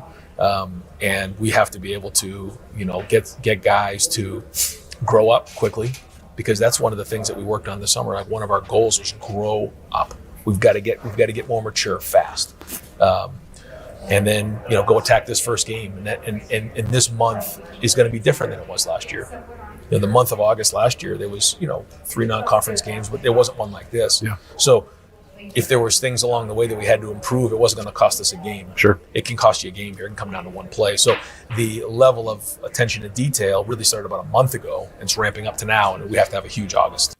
This is what's interesting to me, Bob, this season, going in for what the expectations are for this team coming off what they did last year. Because to expect Ohio State to win the national championship again seems unrealistic to me. I'm not saying they can't do it, but that can't be the expectation, can it? I think that's always the expectation of Ohio State. I mean, that's the difference between Ohio State and Maryland, is we were just kind of documenting in the previous segment where a lot of other schools, you have some success, you're not expected to follow it up with the same level of success to the same degree. Whereas, Ohio State, you're breaking a new quarterback, and that's factually accurate. However, you have really 4 offensive linemen who started a lot in the playoff run returning. You've got a slew of tight ends returning. You have the best receiving core in college football and some good young running backs. And then C.J. Donaldson in there as well that you brought in transfer portal. Like, you have all the weapons you need on offense. And defensively, while you're inexperienced, you still have a lot of guys who have played, maybe not frontline guys. You look at like Kenyatta Jackson and Caden Curry, what they had done before. Houston and McDonald played some last year. Arvell Reese played a lot last year, in a reserve role and coming in. Jermaine Matthews had played a lot last year. And then you kind of layer that in with Sonny Styles, who's, a probable All-American, Caleb Downs, who might win the Thorpe Award, and David Sigvanuson, who's a leader on the outside and play a lot of corner. Like, you've got guys that have done a decent amount of this, so they should be in a good spot to be able to keep it rolling. I feel like maybe it's semantics here, Bob, but I think like the goal, yes, is to win beat Michigan, win the Big Ten, win the national championship. Those are the goals every single year. But the expectation, if you're a fan, I don't think it's fair to expect this team to win the national title again, because, and honestly, anymore now, if you go 12 and then 16, whatever the number ends up being for the playoffs, it's not always going to be the best team that wins. It'll be the team that got hottest in December and January that wins. Maybe that's the case. But I certainly feel like now this year for Ohio State, I know we're going to have Ryan Day. We're going to talk to him next week out there, practice a little bit when we're doing our show out there. But it feels to me like now the fact Ohio State's got the Natty, they won it this past season, that now I'm more focused on winning the Big Ten in Michigan than winning the national title, if that makes sense. Well, I mean, if you're focused on winning the Big Ten, that's one of the 2 best conferences in the country. So if that's going to be part of the calculus that you're looking at with this, then you would better think that this team's a national championship contender, because that would be putting them in a situation to get a bye. You win one more game, you're in the Final Four, then you're within striking distance. And so, when people ask about it, I go, I'd say the reasonable goal, like expectation for this team is, like getting in the playoff, that's should happen. You should be one of the best 3 or 4 teams in the Big Ten, and that should be a given. Right. Now, past that, I would say winning a game or two, depending on where you're seated, and getting into that Final Four. After that, like, it's going to take some luck. It's going to take some breaks, but you should be well enough positioned to be able to get to that Final Four spot just about every season. Ohio State, breaking news, opens up this season against Texas, August 30th. Here is Ryan Day talking about if he likes the idea of playing Texas right away or rather have a couple of lead-in games. Here's Ryan Day. Now that we're into the 12-team playoffs, and I do think once we hopefully get to 16, and I think we should have 4 automatic qualifiers, I've said that, then a game like this is great because it gives you a parameter early on of like where we are. If we're not going to have those automatic qualifiers, it's a little risky, quite honestly, because in the Big Ten we have 9 conference games. Yep. And I think what some people don't realize is that it isn't just about that one extra game that you could win or lose. It's, let's say you're playing a team, you get that win, but down the road they play that 9th game and they get a loss in that last game. Well, now that loss, maybe that win doesn't look as good as it did before. Right. So you're not comparing apples to apples here. So when you throw in a 10th one like this, hey, it's going to be a monster year. We like it for the fans. We like it for our guys right out of the gate. I mean, it's going to be all attention on Columbus, which is great. But that is what it is. The schedule's been made. Now we're going to go attack it. Bobby, I would not expect Ryan Day to ever admit this, but I would think if you had your druthers, you'd rather have Texas be the second or third game than the first game. Is that fair, or am I overthinking that? I think, especially if you're breaking in a new quarterback, right? You may want that. Now, if you're going to have it the opening game, you'd much rather have it at home than on the road. So that's a huge benefit to be able to have that game in the friendly confines of Ohio Stadium. But if you can, because there are no preseason games in college football, right? So you dive right into the pool, man. And so there's things that, maybe you haven't shown that you have holstered that Texas isn't going to be prepared for. But also with that, you might be working out some things on the fly. They call it building the airplane while you're flying it, and that would not be a great situation. And Bodie, you can, as a Notre Dame fan, Notre Dame, they're with Miami this year. That's correct. Yep, down in Miami, Catholics versus the convicts, and I don't feel great about it. Tito. That's what you'd rather be second game or third game for Notre Dame, right? Yeah, especially with the new quarterback. Right. Last year when we had Riley Leonard and we went down to A&M, I felt fine. I felt concerned about the offensive line. Like, I'm not saying I thought it was going to be a guaranteed win, but with C.J. Carr starting at quarterback, and obviously Ohio State's in a very similar situation, he's surrounded by a lot of talent. You feel really good about his talent alone, but he's never played. Like, he's literally never played before. So, definitely wouldn't mind a second or third game. I should say definitely wouldn't mind if that game was the second or third game to have a warm-up. That opening weekend is going to be fire because you mentioned the Notre Dame Miami game, and then you also have Clemson LSU, which is a not do or die, but LSU hadn't won an opening game in about 6 years. It's amazing. And then, listen, that precedes Brian Kelly. Those aren't all on him, but they've got to find a way to get that done, and that's going to be a team with. We talk about returning quarterbacks. They've got one at South Carolina, Sellers. They've got Klubnik coming back at Clemson. You've got Aller coming back at Penn State. Nussmeier coming back at LSU. And that's kind of the list for teams with returning quarterbacks that people would say are kind of viable candidates for the CFP. And so they've got to try to figure that out. There's other schools with Ohio State, Notre Dame, Miami, like a lot of them included, where you lost some aces and veteran guys who have played a lot. Got to figure that out. Someone had asked in the chat, where was I at if they missed earlier? I'm down the place on the Ohio River down here, and it's cool. I've got this backdrop that I put together. They go, it looks like a cool place. You know why? It's because it looks like the inside of the Woody Hayes. So that's the Lombardi and the Outback or Outland trophies. They're not Outland. What is it? What are they? Outland Award? Buckeyes. Award? It's the Buckeyes. Yeah, and then the lot, and then we've got one over here with Chase Young. So I took a picture. It's amazing what they can do with these backdrops now. And that's the right outside. If you walk out of the weight room, this is the picture that you see of what's on the wall with the trophies and everything else hanging there. But it looks good, but it's just a sheet for me. I will never accuse you of being selfish, Bob, but you look at Bodie and I, the backgrounds we have right now, and it's nothing like that. You go on the road and you automatically have a better background than we ever have had in this studio. I mean, I could print off another one. I mean, the sheets are only like $30, maybe not even. Like, I had to buy some stands to put it on, but I could probably print out a couple more and we could drape them around the walls in there. I want a blanket. Really amplify the ambiance. I want a blanket Well, with it's that a stuff sheet. on it. Why the blanket? I want to just wrap myself up in enough. Buckeye greatness. Bobby, do you feel if Quinn Ewers was back for Texas, would you be more or less confident in Ohio State's chances against Texas on August 30th? Probably a little less. You have a guy who played and started for a couple seasons coming in. So however we slice it, we can sit here and say that Arch is going to be the greatest thing in the world. And I'm not saying that he's not. But at the end of it, he's going to make some mistakes. Now, maybe he doesn't make them in this game. Maybe he makes them later. But experience is the greatest teacher in the world. It's just a painful lesson to learn sometimes. And so do you learn those lessons in this game? Is he learning them in the next game? He's played some, but not a lot. And so he's going to miss some read. Maybe, and the question is, how bad are those mistakes and how many of them does he make?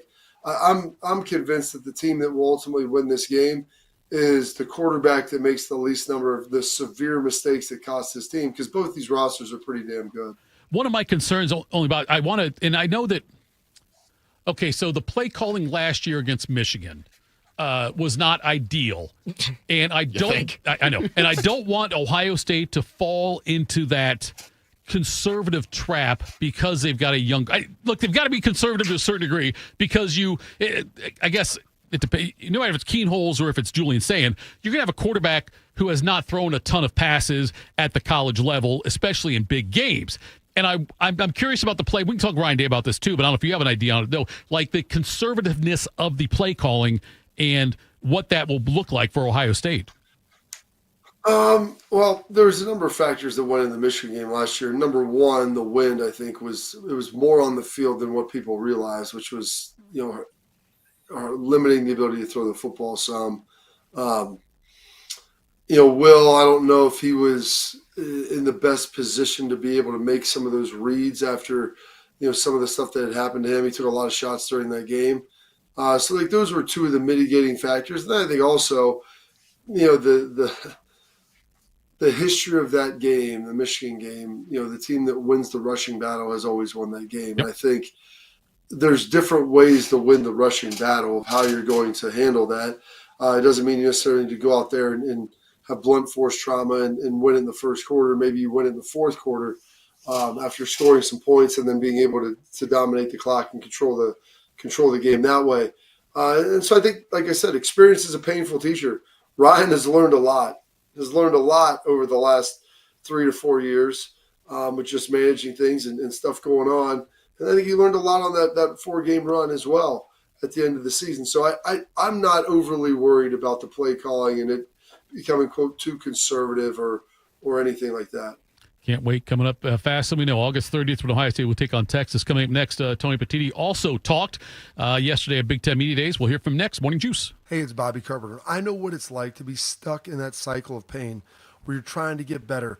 You keep going to the doctor, steroid shots, surgeries. Do not go down that road anymore. Go see my friends at QC Kinetics. They will help treat you without going under the knife and without the meds.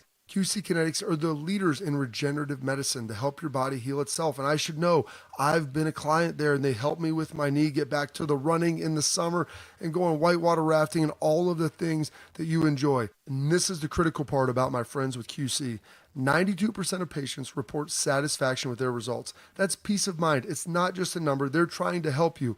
They're the second opinion that you're looking for to keep you from getting under the knife. To find out if you're a good candidate, go check them out at qckinetics.com/Columbus. The consultation is free, or call 380-284544. That's 380-284544. They have offices all over Central Ohio. So go check them out. Hey guys, 13-year NFL veteran and Super Bowl champion Jason McCourty here, and I'm the Innovation Ambassador at FAIR, Food Allergy and Research Education. I would say the most challenging thing as a parent of a kid who has a food allergy is probably the ignorance that I myself had in the beginning. I didn't know what anaphylactic shock was. I didn't know the dangers, let alone the things that she needed to be able to have a normal life. When you go to drop your kid off, and every single time in the beginning, we'd have to go through everything she was allergic to. Preparation is everything. And me, for playing football for 13 years, it was all throughout the course of the week. It's getting ready for game day. When you're on the field, you're playing for your fans. At home, you're playing for your family. My playbook: read labels, keep it allergy friendly, and have an epinephrine nasal spray as a backup plan. Because when my family's safe from food allergens, that's the real victory. Visit foodallergy.org to learn more. 1 in 4 Americans today are living with a disability. I'm one of them. I care deeply about creating a world we can all fully participate in, free from stigma, misperceptions, and barriers. And we've got a trusted ally on our side, an organization we can rely on: Easter Seals. Rooted in communities nationwide, Easter Seals helps empower millions of people, regardless of age or disability, through its life-changing services and powerful advocacy. Today and every day, Easter Seals is leading the way to full equity, inclusion, and access to healthcare, employment, and education for people with disabilities, families, and communities. That's my Easter Seals. Make it yours. Learn more and get involved at easterseals.com.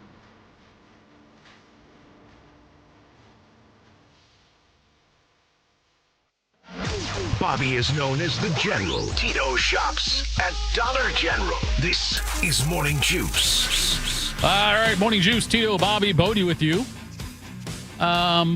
Big Ten Media Days, day 2 today, out there in Las Vegas at Mandalay Bay. Tony Petitti was talking and at the Big Ten Media Days, and he pretty much said, yeah, I wrote the letter telling the NCAA, hey, I think Michigan's got enough penalties already, which rubbed me the wrong way. But here's Tony Petitti addressing that at Big Ten Media Days. I want to confirm that we did submit a letter. It's not uncommon in proceedings for a conference office to weigh in on. I'm not going to address what the contents of the letter we sent are. And because it's an ongoing process, I don't think it's appropriate for me to comment about whether it's enough or not while there are individuals deliberating. I don't think that's the right thing to do in the process. So, Bobby, I understand why the commissioner of the Big Ten would want to have all this be behind him now. No more Michigan penalties. I understand why he would want that. But for the other 17 teams in the Big Ten, I'd be a little bit pissed off that if he's going to bat saying, you know what, nothing else is needed. Because I would want, if I'm one of the teams that lost to Michigan because of this, and it cost a coach a job or cost a player notoriety and a great game and things like that, I would want there to be some, even more penalties involved. And so it's interesting with this. We look at it from Ohio State perspective, and this isn't just an Ohio State and Michigan situation. Like Greg Schiano famously had the halftime speech where he came out, not speech, but interview, where he talked about the funny stuff going on Michigan sidelines and the things, the malfeasance. Like Michigan State played East Central Michigan, and Connor Stallions is on the sideline over there videoing them. Yeah. Videoing them. And there's signs. And the fact here, and I like Tony Petitti a lot, and I think he's doing a very good job. Infinitely better job than Kevin Ward. Now, that's about stepping over a puddle. Stepping over a puddle. The bar is insanely low here. But it's still, I think he's doing a very good job in a very difficult time of trying to shepherd this and this playoff situation, what's best for the Big Ten, what's best for all the different member schools, because there's differences obviously within the Big Ten of, like we just talked about, how many teams can realistically win it. So he's trying to juggle all of that. And with that, trying to make certain that the conference that he is shepherding has the best public perception and persona that you can have. And in doing so, he needs Ohio State to be good. He needs Penn State to be good. He needs Oregon. He needs USC. Mm-hmm. Hell, he probably needs Nebraska to be better than what they've been. With that, he also needs Michigan to be a blue blood program at the top. I don't think he wants to live in a world where for 4 or 5 years, Michigan, due to sanctions and maybe fines and loss of NIL or revenue share dollars that they can share with players or whatever things I've looked that people have talked about. And those are things that I've all addressed, and I think that they're very appropriate for this. But I think the last thing that he wants to do is to put himself in a situation where Michigan's not in that group that we talked about that can win the Big Ten. But the other side of that is there's a lot of teams in conference that played Michigan who were victimized by what happened. And so I understand his balance of this, but there was some pretty serious stuff. And the fact, like the Connor Stallions at Central Michigan on the sidelines where they have videotape of the pictures of him recording their signs, like that is wholly ridiculous. And there has to be some sort of punishment there that reprimands them outside of like what happened. I think what he did in the moment was great back in 23. And I think that was appropriate there. So the appropriate people could be punished given everything that happened.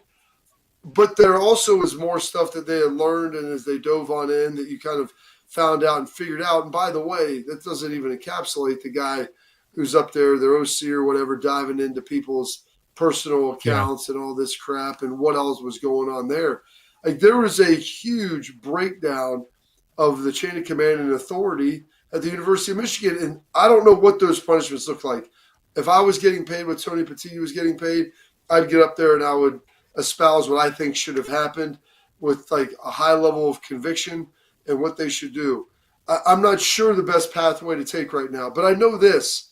There should be something so the other member schools can feel like, hey, and also with this, it's a deterrent for future. If you can do things like this and there's not really any degree of punishment not only punishes the person so they learn their lesson, but it's also viewed as the you want to have punitive damages, which is supposed to help stave off anybody participating in these type of actions in the future. And that is what I'm really worried about. Like if you're not going to punish these guys in any sort of way, then if I'm a coach, like, all right, let's just start pushing in. If we get caught, we get caught. If we don't, okay, then maybe we roll with it for a couple of years before something happens. But that's what's ridiculous. It just feels to me, Bobby, and I make a lot of the I have a similar thought on the steroid thing in baseball to where, and I know that we have a different opinion. I don't know how many like percentages of people that were using steroids and using HGH and all these different things, but my percentages are right, God, and I will go to the grave with that. Yours is 105%. It's over half because that's what it was. But anybody can argue, and I'll push back on that. Go ahead. But I'm just saying, though, the fact that there were guys whose careers were altered because they went against. Because they may have been clean going against guys on steroids. There were guys that did not win Cy Youngs that may have won them if Clemens was clean and was pitching like a normal person should pitch at his age. Same thing with Bonds and all. Like there were people who lost money and careers ended and careers were altered because of things that cheaters did. And that's the same way I look at this too. Like I go back and look at Michigan's games. And was there a player? And look, it's affected Ryan Day's legacy. Because they cheated. Oh, yeah. It's affected it in a huge way. And whereas Goodell works for the owners, not the players, Patini works for the teams, works for the administrations, I guess, the brands, not the players. And the people that have been affected by what Michigan did should be standing up and banging the drum for, I want bigger punishments for Michigan than what they've had so far. Yeah, the thing is, like, well, what is big in this era now? What does that look like? What would you like to see happen? That's where I'm trying to figure out, like, what I think the best method would be to be able to punish them and what that ultimately looks like. And in doing so, trying to punish them to say, hey, here's something that I think would hurt you for – because, like I said, Tony Petitti's trying to juggle. He can't have Michigan turn into Nebraska. No. Or USC. Because if that happens, then it's like, all right, we're battling. We need Michigan to be good, Penn State to be good, Ohio State to be good. Nebraska, they got to be better. USC needs to get better. Oregon, they've got to stay where they're at. Washington, start pulling some weight. That's what they need to have happen. And you have to have those schools at the top. Now, the Indiana stories are great. The Illinois, what they could potentially be this year is great. Could Michigan State or Wisconsin get in the mix? Yeah, that's great. That's second tier of schools. But you need your top 4 or 5 dogs to be dogs most years.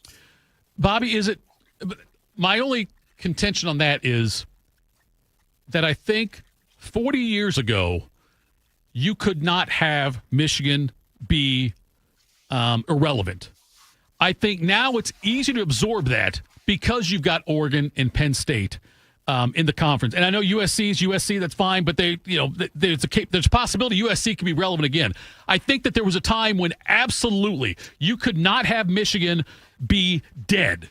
But now it's easier to absorb, I believe. I know it's not ideal. Not ideal at all. You want Michigan to be relevant. But if there's a time for Michigan to be irrelevant, it'd be now in an 18-team conference versus the Big 2 and Little 8 that we grew up with. Well, yeah. Well, maybe you grew up with. That's fine. That's fine. We're Shark. I mean, the we, that's the fine. royal Okay. we there. Okay, that's good. That's fair, Bob. You got a mouse. You got a mouse in your pocket over there. That's not a mouse. It's a gerbil.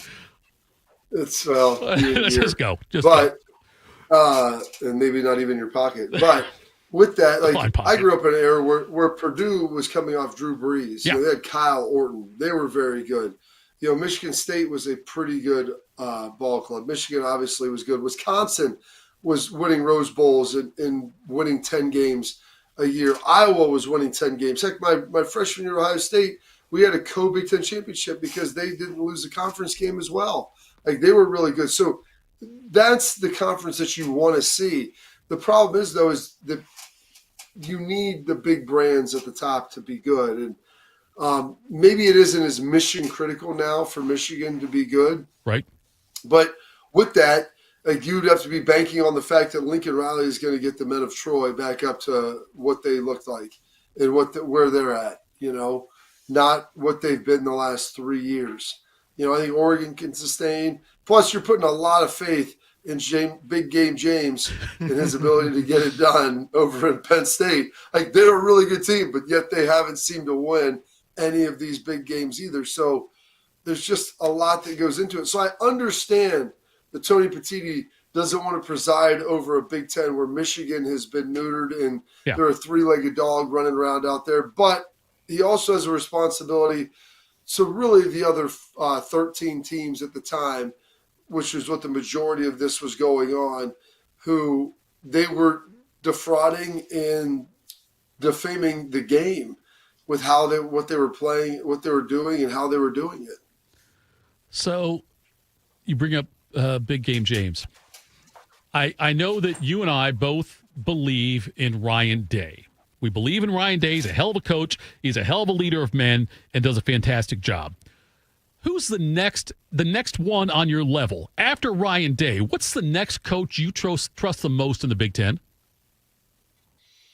That is a really good question because you have a lot of guys who are in the boat with Ryan who, Dan Lanning, right? He won a big game out there, and he obviously is pretty skilled in coaching. You saw what he did. And I'm not a huge fan of how they nuanced the rules and what they did, but then they get smoked by Ohio State in the playoff. I mean, James Franklin is good to get you to 10-2, and I tell people, don't ever underestimate that. The next alternative could be Lincoln Riley, where you think that you're going to get better, but you actually get worse. Right. It might be is Franklin. It crazy if I say is it? I mean, listen, because he has elite talent. Yes. You talk about trusting someone in game and coaching. I would probably throw my hat in the ring with either Brett Bielema or Kirk Ferentz. Now, maybe they don't have the players and the ability and the talent to maybe win, a super high level. Right. But I think if you put them in a tight game with equal competition or even better competition, they're not going to have an egregious coaching error that costs them the game. And I think that's, when you start talking about it, that's who do I trust?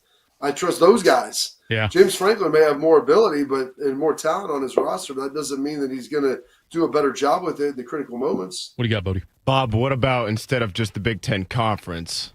Let's say the Big Ten footprint. Okay.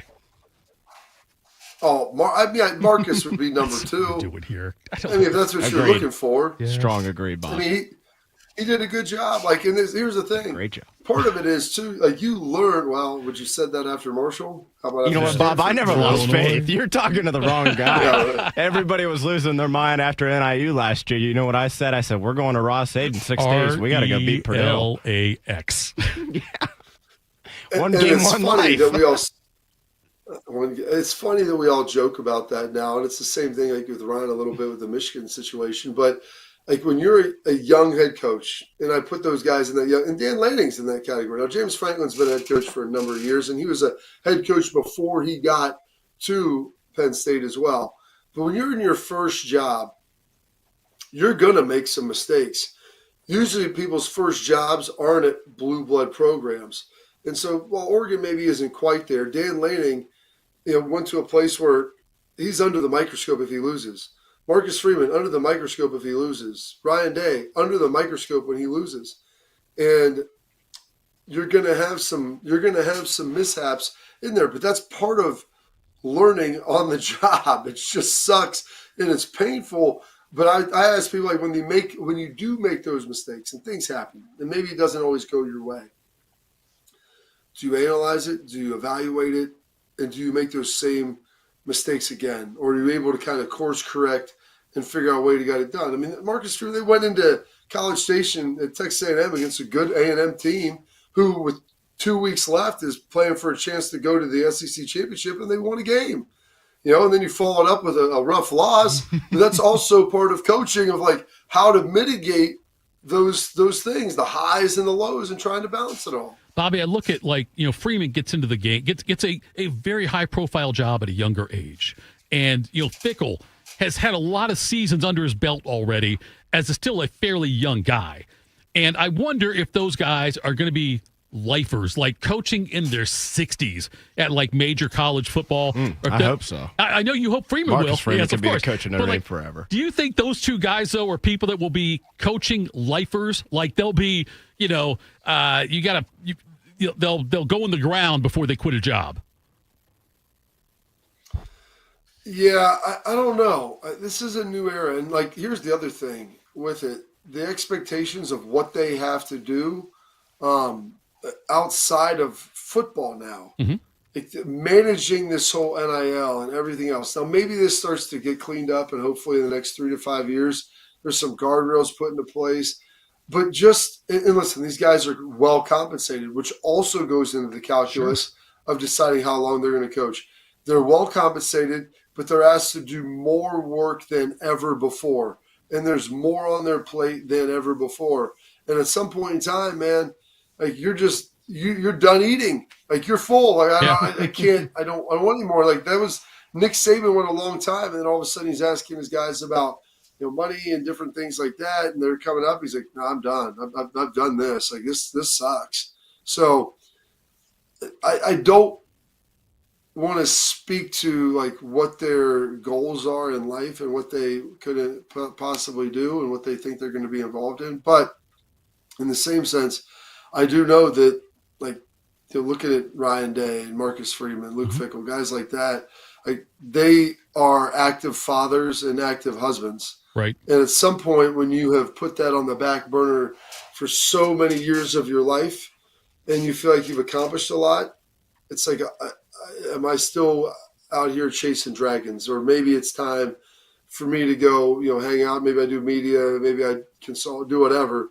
But maybe it's time for me to give one area that I've kind of stunted or neglected for a number of years, give them an opportunity to kind of shine and thrive. When it comes to like guys like Saban and Urban, I feel like because of their careers and how long they were coaching pre-NIL, it's such a seismic change for them and for Saban specifically. Whereas Freeman and Fickell have not been in the game as long as Saban was, to where it's a change for sure, but it's not going against 25 years or 30 years of what he did before. You know what I mean?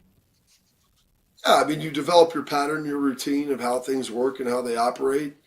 And then now all of a sudden this stuff is the confluence of all these events has changed maybe the way that you've done things. Like maybe because you get older, you just don't want to change. You don't want to do new stuff. Like you would just want to stay in your cocoon and operate the way that you'd always have.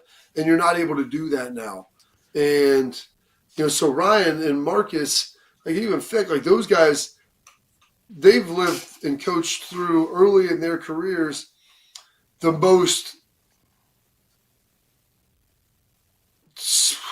fractured season, right? The most fractured season. I don't even know if I use the term fractured, just the most volatile, I think, time of college football where like you started off with COVID and then all of a sudden you get the portal, you get NIL, they're trying to regulate NIL. By the way, conferences are shifting like the sands and you're trying to govern all this stuff. Then you throw in like the 12-team playoff and the expectations with that and how to manage all of these things. Like the COVID, NIL, player transfer portal, new playoff model, conference shift. I mean, those are 5 things that in the last 50 years, if you had one of those things once a decade, that was a big deal. Sure. Now, then you get the house settlement, and it's like, well, you can only have 105 guys on your roster, and you can get partial scholarship. There's just a million different things. There doesn't need to be walk-ons anymore. Like all of this different stuff. So you're thinking like, holy smokes! Like every day you're trying to learn new stuff about how to master this different situation, and there's a lot of it that you got to figure out. I know we've got Juice coming up here in a second, but first you need a bank that truly values local businesses in this town and wants the opportunity to work alongside of them as partners. Whether you're a small business or a large operation, Riverside Bank of Dublin has the right tools for you.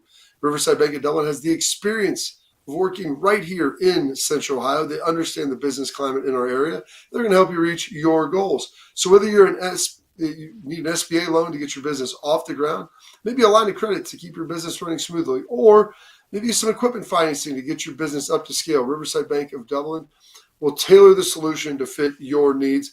Visit them at riverside.bank or stop in person and get to know them at 6300 France Road, Riverside Bank of Dublin, member FDIC, equal housing lender. Before we go to Juice, I'm going to give you something to think about, Bobby. And I'm not comparing anybody's athletic abilities. I'm just saying in general. It's funny I said that talking about you. We know that LeBron wanted to play with Bronny, and he's got another son coming up through the college ranks next year who he might want to play with as well. There's a UFL team coming to Columbus, and I know you've got a son in high school who plays football. I'm just saying, Bob, if you may want to just think about doing that, maybe there's a UFL with Carpenter and son, and then maybe another son and maybe another son. Think about it, Bob. Don't give an answer now, but I just want you to have that front of mind. Coming back, we'll tell you what's got us juice. Morning Juice. You know what hope is? Hope is action. Carving a path forward, even when it's hard. And kids who still know how to dream. They're the best pathfinders of all.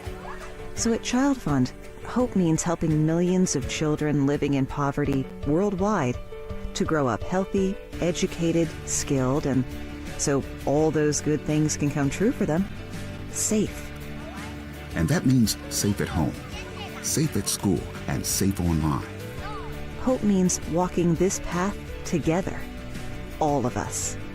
Because when we work together, we can do so much more. That's right. Hope includes you. Child Fund, because we need each other. To learn how Child Fund works with children in 23 countries to help them achieve their full potential, visit childfund.org. That's childfund.org. It's been a real journey since 2014 when I first had my injury.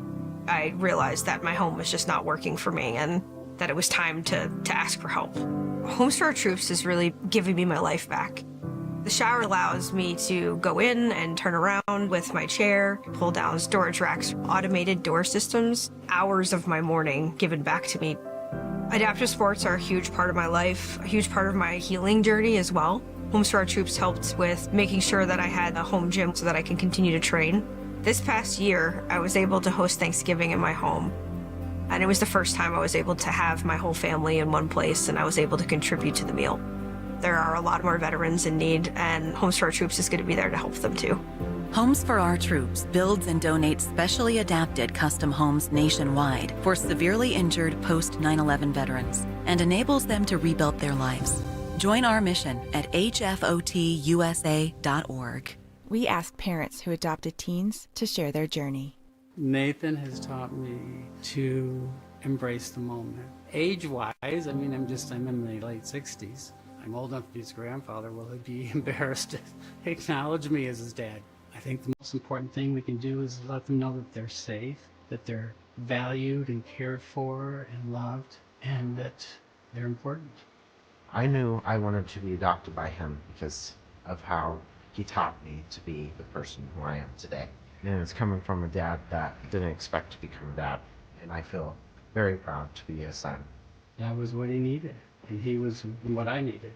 Every day is full of new opportunities. That's what it's been about, realizing the simple things that it takes to make such a huge difference in these kids' lives. Learn about adopting a teen from foster care at adoptuskids.org. Brought to you by Adopt US Kids, the U.S. Department of Health and Human Services, and the Ad Council. One man is a national champion, NFL veteran, and local business leader. The other man is Tito. This is Morning Juice. Sponsored by Event Risk. What keeps you up at night? Visit eventriskINC.com. Here's Bobby and Tito. It is Morning Juice, sponsored by Riverside Bank in Dublin, Event Risk Elite Protection. Thank you all the chatters for tuning in. Thank you, Bobby, getting up early. You're on vacation-ish, and for you to show up live is always great. Appreciate that. Had the last couple of days with Tim May at Austin Ward last week. Austin now out in Vegas, and Tim May's probably getting ready to play golf somewhere. Let's do What's Got You Juiced. What's Got You Juiced? Sponsored by Billiards Plus. Find your next grill and everything you need for the master griller. Billiards Plus on Dublin Center Drive in Dublin. I know What's Got You Juiced, Bobby. The fact I brought up you and your sons playing UFL together. What else has you juiced? Yeah, I don't know about that. Being down here at High River, we enjoy it. It's some fun times, a little bit of trek, about an hour and 45 to get down here. Super juiced up. I got our weight room set up here. We've got a little barn, like a little Rocky IV style barn, and been slowly bringing down some weight equipment and things like that because this is my son's only week off of high school football. So I told him, we're going to lift. We're going to keep training here so you can stay in shape and ready to go. So when you get back for training camp, you're going to be good. I've got to stay in shape because of my conditioning test I've got coming up next Friday. That's right, your birthday thing. Yes. Yeah. So I'm getting that going on, making sure I'm doing that. So I brought down some more weight equipment from my dad's house, got that set up yesterday. They took the kids out tubing. We've been doing a lot of that, and it's a lot of fun out on the river. Good time. Glad to be up early, up and at 'em again. Went to bed at about 9:30 last night. Felt good about it. And happy to be on here. All our technical issues, everything got worked out. And the show, I feel like, has gone off pretty darn well. So all that's got me juiced here in a pretty big way. And the Big Ten Media Days going on is awesome because we get to listen to some unbelievable sound coming from some of our terrific players with Jeremiah Smith, Caleb Downs, and Sonny Styles all out there in Vegas with Ryan Day. So great to hear that. And our guys, Bird and Austin, doing a great job out there as well. And then I saw this little nugget with Heath Evans come up, and I actually reposted it. Heath reached out to me and was like, hey, thanks for sharing that, and had some connections made, talking to him about a couple other opportunities and things that are going on. And hell, I never played with Heath. I played against him a couple times, but pretty awesome to just be able to reach out and see that. So, Bodie, why don't we hit that Heath Evans joint? Bill Belichick looked me dead in the face and said, you don't have a spot on this team. And he was right. In 2005, I made the Patriots roster as a tailback, but that was only because injuries had stacked up. Now, 2006, all those guys were healthy, all those guys were better than me, and Belichick told me straight, if you want to stay, you better create a fullback position, because as of right now, we don't need one. That moment, it set me free. I had 6 weeks to train my body. I had 6 weeks to get my mind right about the challenge I faced. I had 6 weeks to earn a role that didn't exist yet. He wasn't trying to wound me. He was trying to wake me up. And the truth, it doesn't always feel good, but it always does good. So here's a proverb a day keeps the stupid away. Proverbs 17:24. The discerning sets his face toward wisdom, but the eyes of a fool are on the ends of the earth. 2025 translation, wise men lock in, fools fantasize. Wise men build what's in front of them. Fools daydream about what they'll do someday, and that someday never comes. We live in a world of men scrolling more than they sleep, talking more than they train, waiting for God to do the work He's already commanded them to do.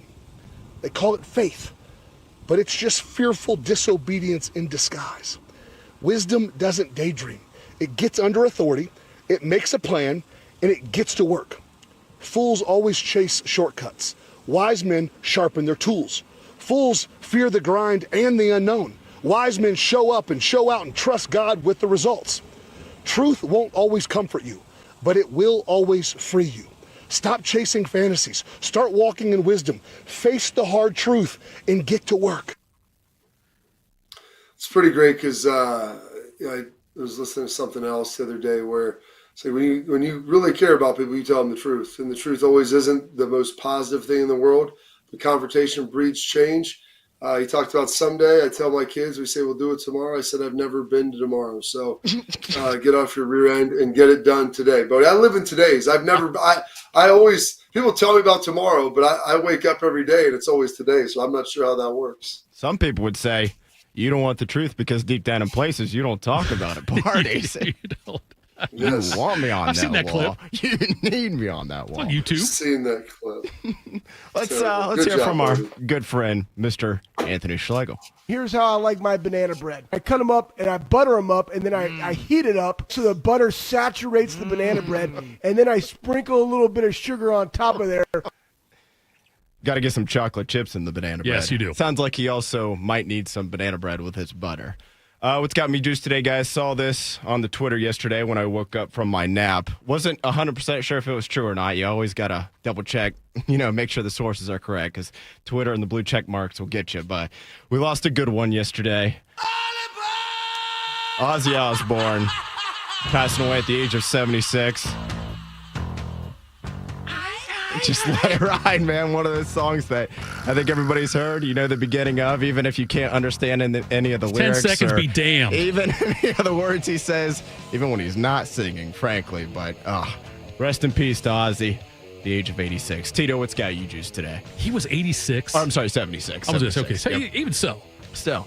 Hey, look, the old Norm Macdonald joke about the croc hunter, how he lived to be a ripe old age of when he was on Daily Show with John Stewart. I think he lived a long time for a guy who hunts crocodiles. Say, Ozzy, look, 76. You would have taken the bet that he died That before was an 76 old years ago. 76. Look, the whole bite. Right, Bob? When they had the Osbournes, the TV show, his reality show, I thought he was 76 in that, and that was 20 years ago. It's amazing. I mean, it's amazing he's really lived this long. And I just was watching this morning before the show his final performance of him singing, and it was, he could still sing for the most part and do it, a lot of it, but I don't know how he was functional. Bodie, I don't know, have you seen Fish Walk By yet or not? I have, yeah. I saw him earlier talking about boat and tigers. Okay, I don't like doing that. Okay, I'm going to say it, though. What's got me juiced is I gained so much knowledge from this date in history, and then the sounds that Bobby called with the Heath Evans thing. I'm not just blowing smoke. I'm just telling you, like, when you got these inspirational things you'll play sometimes that are amazing to me, that get me going. That gets me juiced. I feel like when I'm coming in here, it's almost like I'm a student going to school with how much I can glean from all of that, which is great. And I love the chatters as well, but I like the fact, Bobby, your Heath Evans cut was great. This date in history, as you know from just talking to me off the air sometimes, you know how stupid I am. And I learn a lot from those things. And obviously my son teaches me things, too, about that. Was it Tyler? Is that the president that died from the cherries? Am I right or wrong on that one? Was it Tyler? Okay. Yes. And what number was he, Bo? I think that was Zachary Taylor. It's actually Taylor. Yeah. Taylor. Can I call him He was Tyler? Michael Jordan, right? That's right, 23? Is that what he was? No, 12. 12. 12. How was Jordan 12? Is that, you think of Brady? No, who's 23, Bodie? Benjamin Harrison. Benjamin Harrison, that's right. That's my bad. Good job out of you. Yes. Anyway, I always enjoy that part of the show, though, and like this thing here with the inspirational phrases you get out there. Bob, are you back live tomorrow in studio? You're going to be there again. We're going to finish up here probably through Friday this week and then be back in there next week. I told you, Thitoff, we have to have the best backdrop, so I wanted to at least give the folks something to look at. The amount of people that have thought that I'm actually in the Woody today. Oh, it's amazing. Which I'm like, dude, they just post up in the hallway and be walking by me on the other side. Which we could do. We could do one of those. I could. Ryan would be like, really? Seriously, man? Like, I mean, it's like right outside the bathroom, so it's a high traffic area, this picture. But it was my favorite one because it's got my two guys, James and AJ, up there for winning the lot in the Lombardi. So looking at those two guys and seeing them behind me. Yeah, we're about a week out from your birthday when you do your fitness test. Now, do you have your records year to year, like what you performed? I know you do the test, but like, do you have like all your numbers year to year? No, like the test is just a test. It's flat numbers. It's 20 half gassers, 17 seconds to run them, 30 seconds to rest. I don't keep track of anything else really anymore. I mean, I live to stay strong enough and for aesthetic purposes only. Well, yeah, it's amazing you do that also, that you go out there and do that every single year. Do your kids do it? Do you put your kids through a similar test or not? No, but I told my kids today or yesterday that I said, listen, I brought all this stuff down here. I've got speed ladders, we got bands. I go, we got the weights, which that's not obvious. It's only for my older son. But I told the rest of them, we got sports and stuff coming up, and you guys are going to get your butts in shape. So we're going to start running around, and we're going to start getting some stuff done. So it's pretty hot down here. It gets a little frothy, but it'll be a great opportunity for them to have some success. I'm excited about it. Is it a little barn where you've got the workout stuff? Yeah, I mean, they built it. It's adjacent to the house. It's not like it's old. It's probably Right. 7 years old, so it's a fairly new barn. But yeah, there are no fans in there. There's no air movement, so it is a sweat box. Like I opened the garage door, but it doesn't seem to get any breeze in there, Bodie. It is the point where like my shirt, when I'm done with it, looks like I jumped in a pool. Like literally, it's sticking all to me. I think Coach Holtz once said, "Nobody's ever drowned in sweat." That's a great line. That is a good line right there. Listen, Barry, nobody's ever drowned in sweat. You're going to be fine.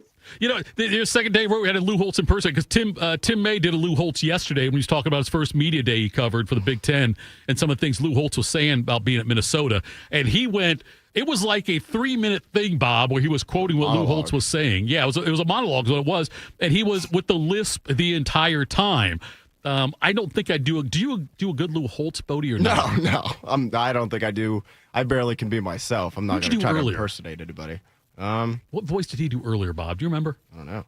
There's a voice he did. Oh, you did Trump, right? You did Trump earlier, didn't yeah. you? Yeah. I wouldn't call that good, though. I thought it was pretty good, too, yeah. Well, it's pretty off the top of his head. So. Bad. Yeah, not bad at all. So thank you to all the chatters today. We appreciate that and being involved with us throughout the show. We can't do it without you. Thank you, Bodie. Thank you, Bobby, for being here. And tomorrow we'll have Albert Breer on. It'll be Morning Juice tomorrow right here.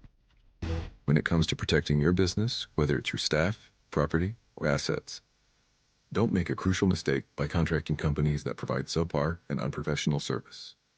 What you need is a security partner known for their unwavering professionalism and unnatural reliability. You need Event Risk. Event Risk is a U.S.-based, veteran-owned company that not only specializes in on-site guarding, but also offers armed security associates and executive protection agents. Event Risk, elite protection for your peace of mind. Hello, my name is Eric Rose, CEO and founder of Event Risk Security Services. We are a U.S.-based, veteran-owned company providing protection services and consulting to Fortune 500 corporations, movie studios, celebrities, and high-net-worth individuals. If you're tired of fluff margins with low compensation for poor-quality security officers and an endless revolving door of vendor staffing, then give us a try. For virtually the same cost, we can then address what keeps you up at night. Visit eventriskinc.com. Once there was a man who couldn't stand. A mom who couldn't wait. A scientific community that said it couldn't be done. And then you. And then I. And then we. Brought neuromuscular disease into screaming color with the Muscular Dystrophy Association. For 75 years, our voices have thundered through the halls of Congress. We've willed the impossible into existence. We've pushed the science, raised the funds, shifted the narrative, and transformed the reality of life with neuromuscular diseases. For 75 years, we've built communities together. Established the field of neuromuscular medicine, and made it thrive. Call that a legacy. Call it impact. Call it momentum. Just call it ours. Because it's the generations of community heroes that give MDA the strength we have today. And until neuromuscular disease is a thing of the past, You couldn't stop us if you tried. Join us and celebrate 75 years of breakthroughs at MDA75.org. And we're live here outside the Perez family home, just waiting for the... And there they go, almost on time this morning. Mom is coming out the front door strong with a double-arm kid carry. Looks like Dad has the bags. Daughter is bringing up the rear. Oh, but the diaper bag wasn't closed. Diapers and toys are everywhere. Ooh, but Mom has just nailed the perfect car seat buckle for the toddler. And now the eldest daughter, who looks to be about 9 or 10, has secured herself in the booster seat. Dad zips the bag closed, and they're off. But looks like Mom doesn't realize her coffee cup is still on the roof of the car. And there it goes. Oh, that's a shame. That mug was a fan favorite. Don't sweat the small stuff. Just nail the big stuff. Like making sure your kids are buckled correctly in the right seat for their age and size. Learn more at nhtsa.gov/the right seat. Visit nhtsa.gov/the right seat.